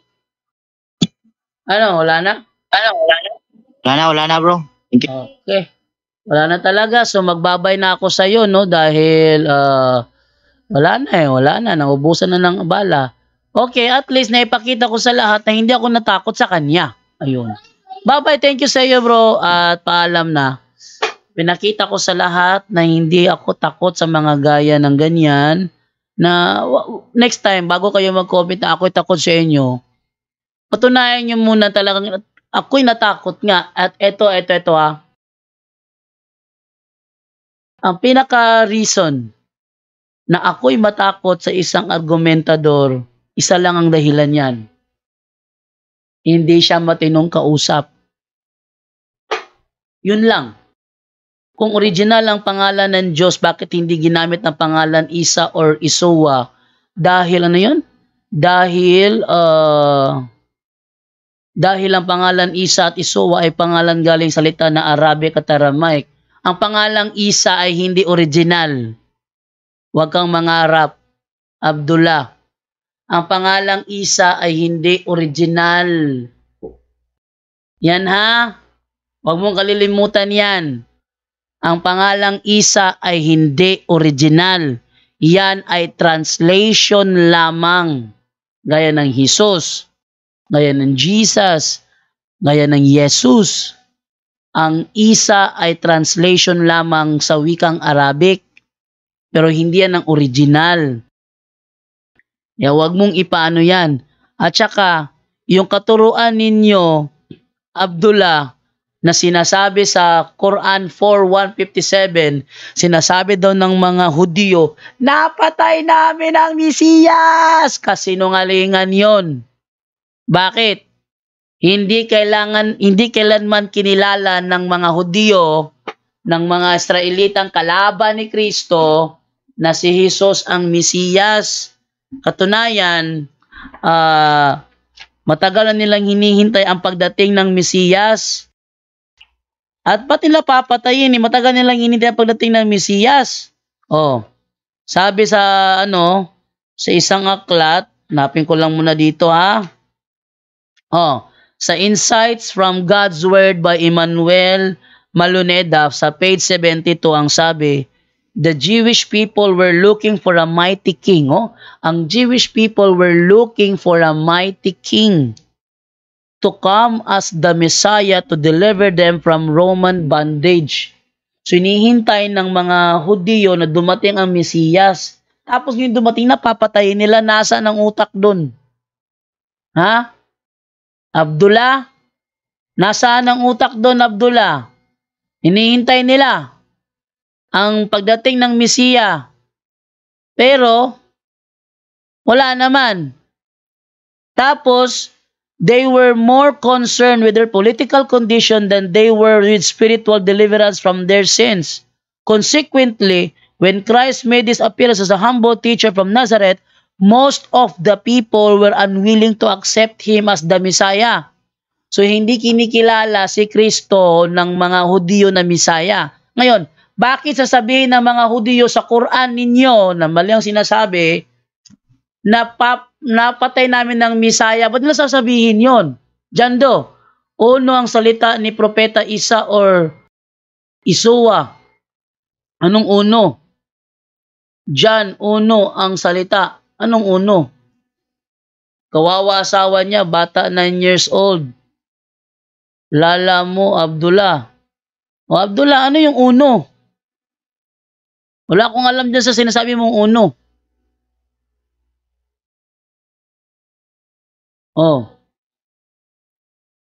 Kung ayaw mong pumasok, Abdullah, masabuti pa matulog ka na ng mahimbing. Sige, Abdullah, pasukin mo. Huwag kang ngal-ngal ng Diyos.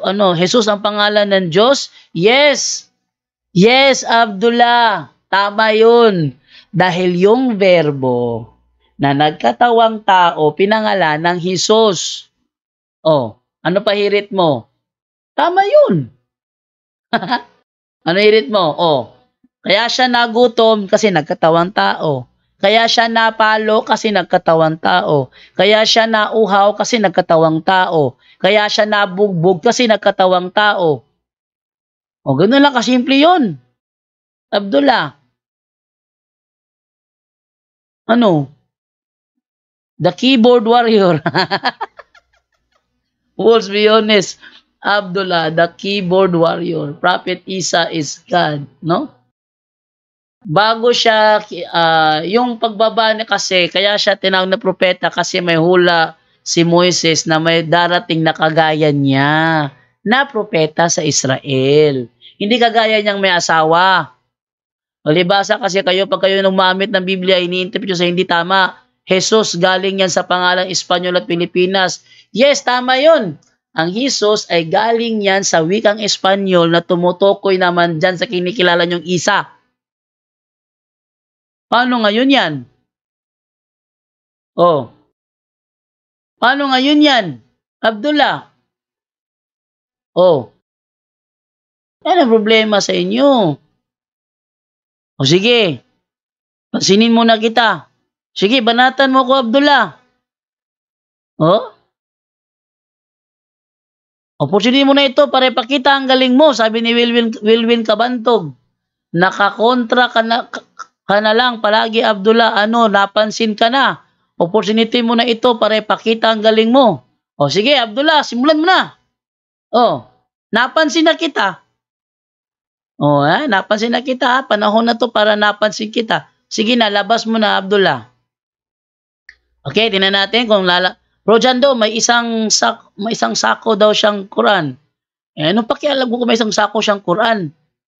Ang sa akin lang, sinungaling ka Jando, ang Diyos ninyo taga-Palestine, hindi taga-Pilipinas at hindi yan kasinungalingan. Yung tinatawag niyo sa Arabic name na Isa, yan ay Diyos ng Katoliko. Ang tinatawag naming Jesus, hindi yan iba sa Isa na kinikilala ninyo, hindi yan iba sa Yeshua na kinikilala ng mga Aramaico. Iisang tao lang yan. Isang tao lang yan. At saka hindi naman kailangan Pilipino eh. Wala naman kaming turo na siya ay Pilipino. Ano Abdullah, ganyan ba pumasok sa kukote mo? Wala kaming turo na si Jesus ay Pilipino. Wala. Saan siya kumuha nun? Sabi niya, ang Diyos ninyo ay Pilipino. Abdullah, pasok ka na, wag puro. Sige, pasok na. Alam ko na anong paraan to para pumasok to si Abdullah. I-add ko to si Abdullah sa aking Facebook. Okay, ano ba ito? Abdullah. Ano yan? Ano to ha? Lagay ko ito siya, Abdullah. Nawala. Ito, isa pala ka L. So, isang L pala to. Abdullah. And then, Abungan. Mayo. Okay. Ating ano yun si Abdullah. Baka meron siyang mai-share sa atin. Sige. Yan, nag-message request na ako sa kanya. Sige bro. Reply bro. Reply bro. Reply natin si Abdullah. Sige bro, reply bro. At pag-usapan natin yan. Yung sinasabi mo na Abdullah Abungan Mayo. Asan na yun? Sige bro, reply ka lang bro. Abdullah, ako'y nag-message na sa'yo. Tingnan mo yung message request mo. Pag nandoon, mag-reply ka lang at tawagan ka agad kita. Ayan, tatawagan ka na, sagutin mo. Ha. Popcorn kayo dyan, panoorin natin paano gisahin yan. Sige. Para first Muslim convert. Abdullah, now, pasok na. Sige, Abdullah, replyan mo lang yung ko. Kahit na mag-send ka lang ng approve. Para talakay natin yung pinagkaiba ng Quran at Biblia.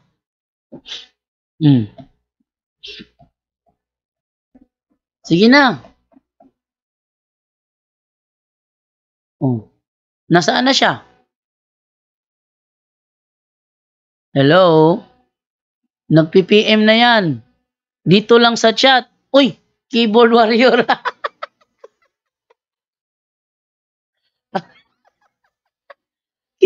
Keyboard warrior lang pala si Abdullah. Sige Abdullah, ano tanong mo Abdullah? Ikaw naman yung pansinin ko dito ngayon. Sige, ikaw naman. Abdullah? Malapit na ang alas 10. Hanggang 10 PM lang ako. Sige, chat na lang. Sa akin ka mag-focus sa akin ka mag-focus. Huwag ka munang focus sa iba. Sige, sa akin ka mag-focus. Oy, Abdullah, kaibigan tayo ha. Sige. Ano ka lang, be free to ano. Sa akin ka lang muna mag-focus. Huwag muna sa iba. Hayaan mo yung iba muna. Sa'yo ka muna mag-focus. Sige. Ano yung gusto mong itanong? Oh, sige na, ano eh. Hintayin natin. Ah, okay, sige na. Pasok na, bro. Kasi kadalasan kasi habang ako may ibang kausap at iba tinatalakay ko, ikaw naman nangangaral ka dyan sa comment section. No? Sige na, pasok na. Oh, ano, di ba, di ka lang pasok pa, wala, keyboard warrior ka lang pala. Sige na, ano lang, yan, tanong, anong original na salita niya? Ang original na salita ni Jesus ay Aramaiko. Oh, yung kanyang pangalan naman isinasalin sa iba't ibang wika. Oh, ano pa? Next. Next na tanong mo, Abdullah. Go.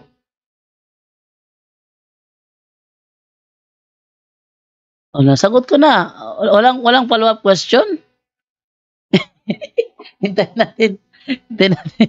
Hintayin follow-up question follow-up question ni Abdullah. Oh, sige na, Abdullah na.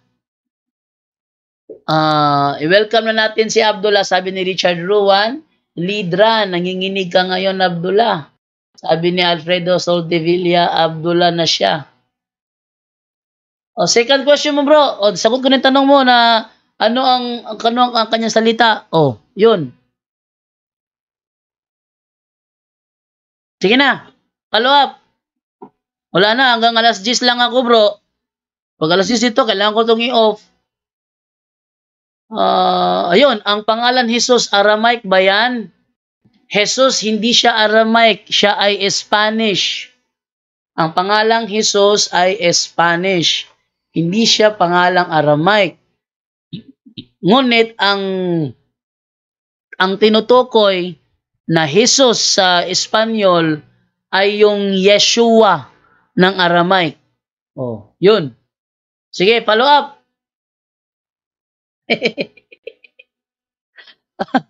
Ano? Ikaw naman. Ano? Sige, follow up. Tanong. Mayroon. Basahin mo. Magtanong ka, sasagot ako.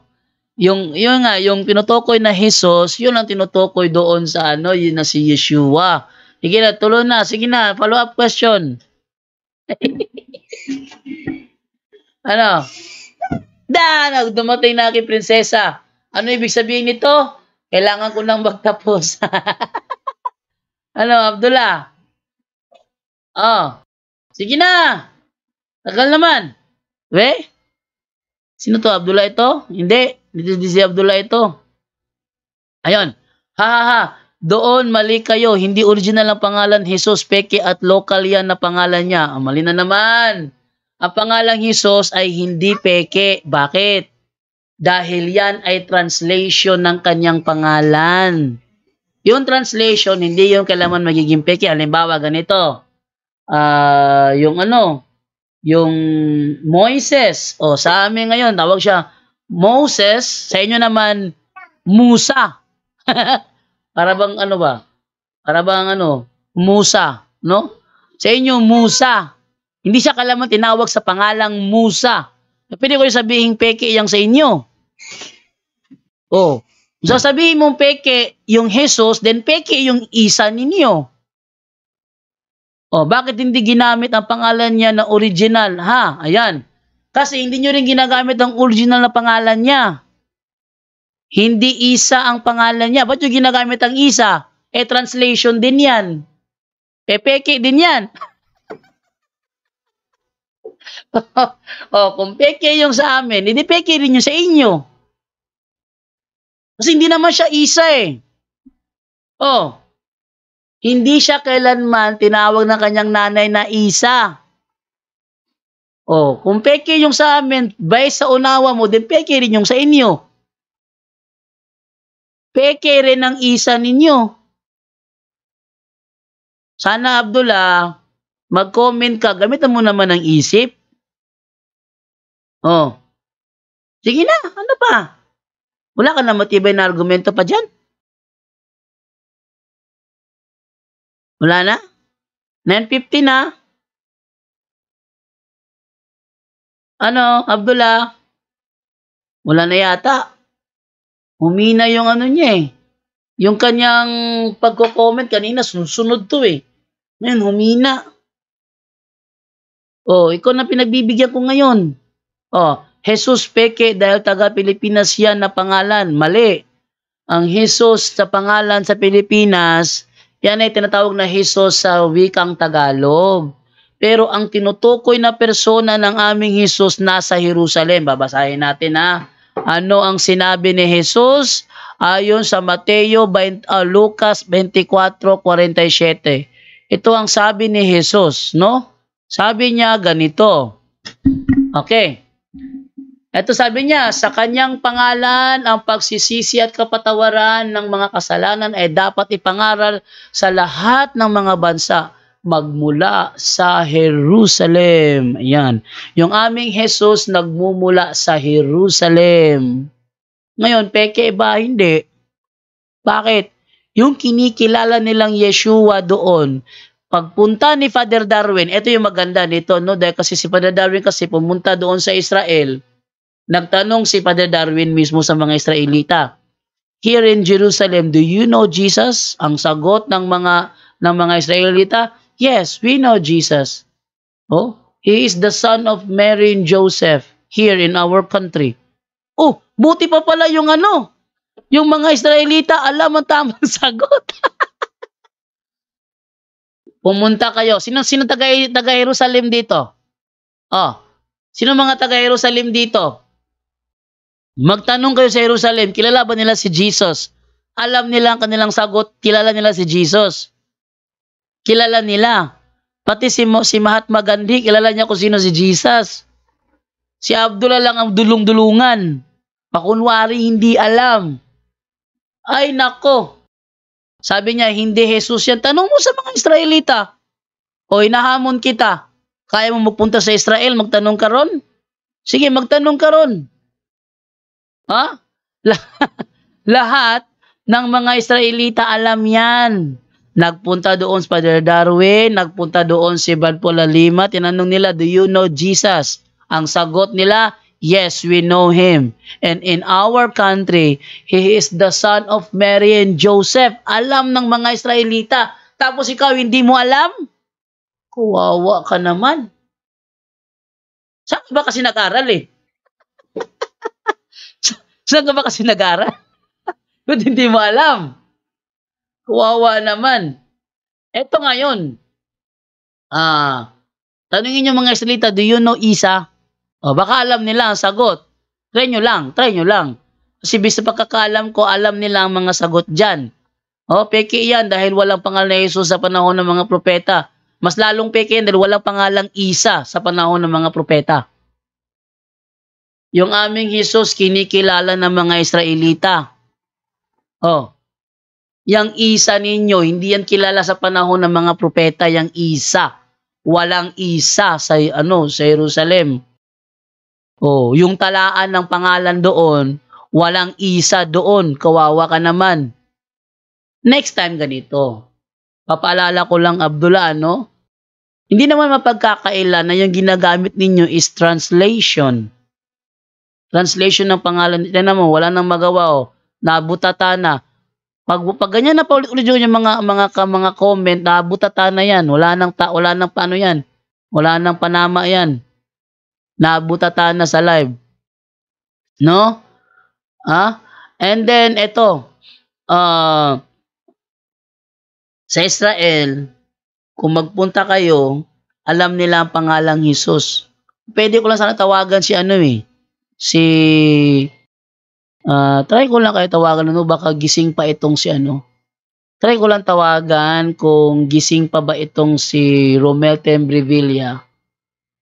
Okay, tawagan ko try ko lang kung gising pa ba.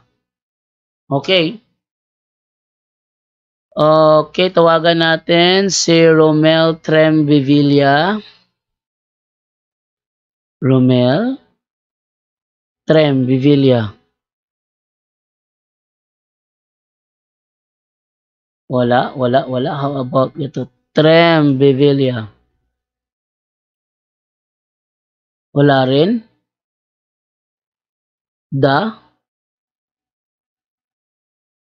Wala rin. Trembevilla.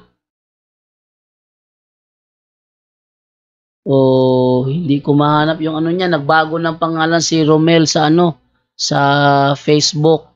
Get na. Ayun. Get na. So, sana available ito. Tawagin ko ito ha.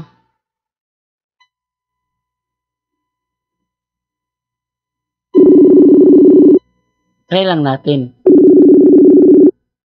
Ako mag-contact ko si Romel Trembevilla ng Israel, Jerusalem. Pag hindi siya sumagot, sabihin wala talaga. Okay, so wala talaga to. Okay. Wala. So wala wala, hindi siya available. Okay, hindi siya available, so wala tayong magagawa doon. Basta sa atin lang dito is tayo ay wala si Abdullah. Wala na, mas lalo kawawa kayo dahil Diyos ninyo salin lang. Ay nako, kawawa naman to. Walang utak. Okay, so hanggang dito na lang tayo ngayon mga kaibigan, mga taga-subaybay ng ating programa sa Punto por Punto. Hanggang dito na lamang po tayo, no? So, bye-bye na at 9:57 na po at ang aking record ngayon umaabot na ng 1 hour and 57 minutes. So, hanggang dito na lamang po tayo. Bye-bye na po ko sa inyo and it's time to say bye-bye.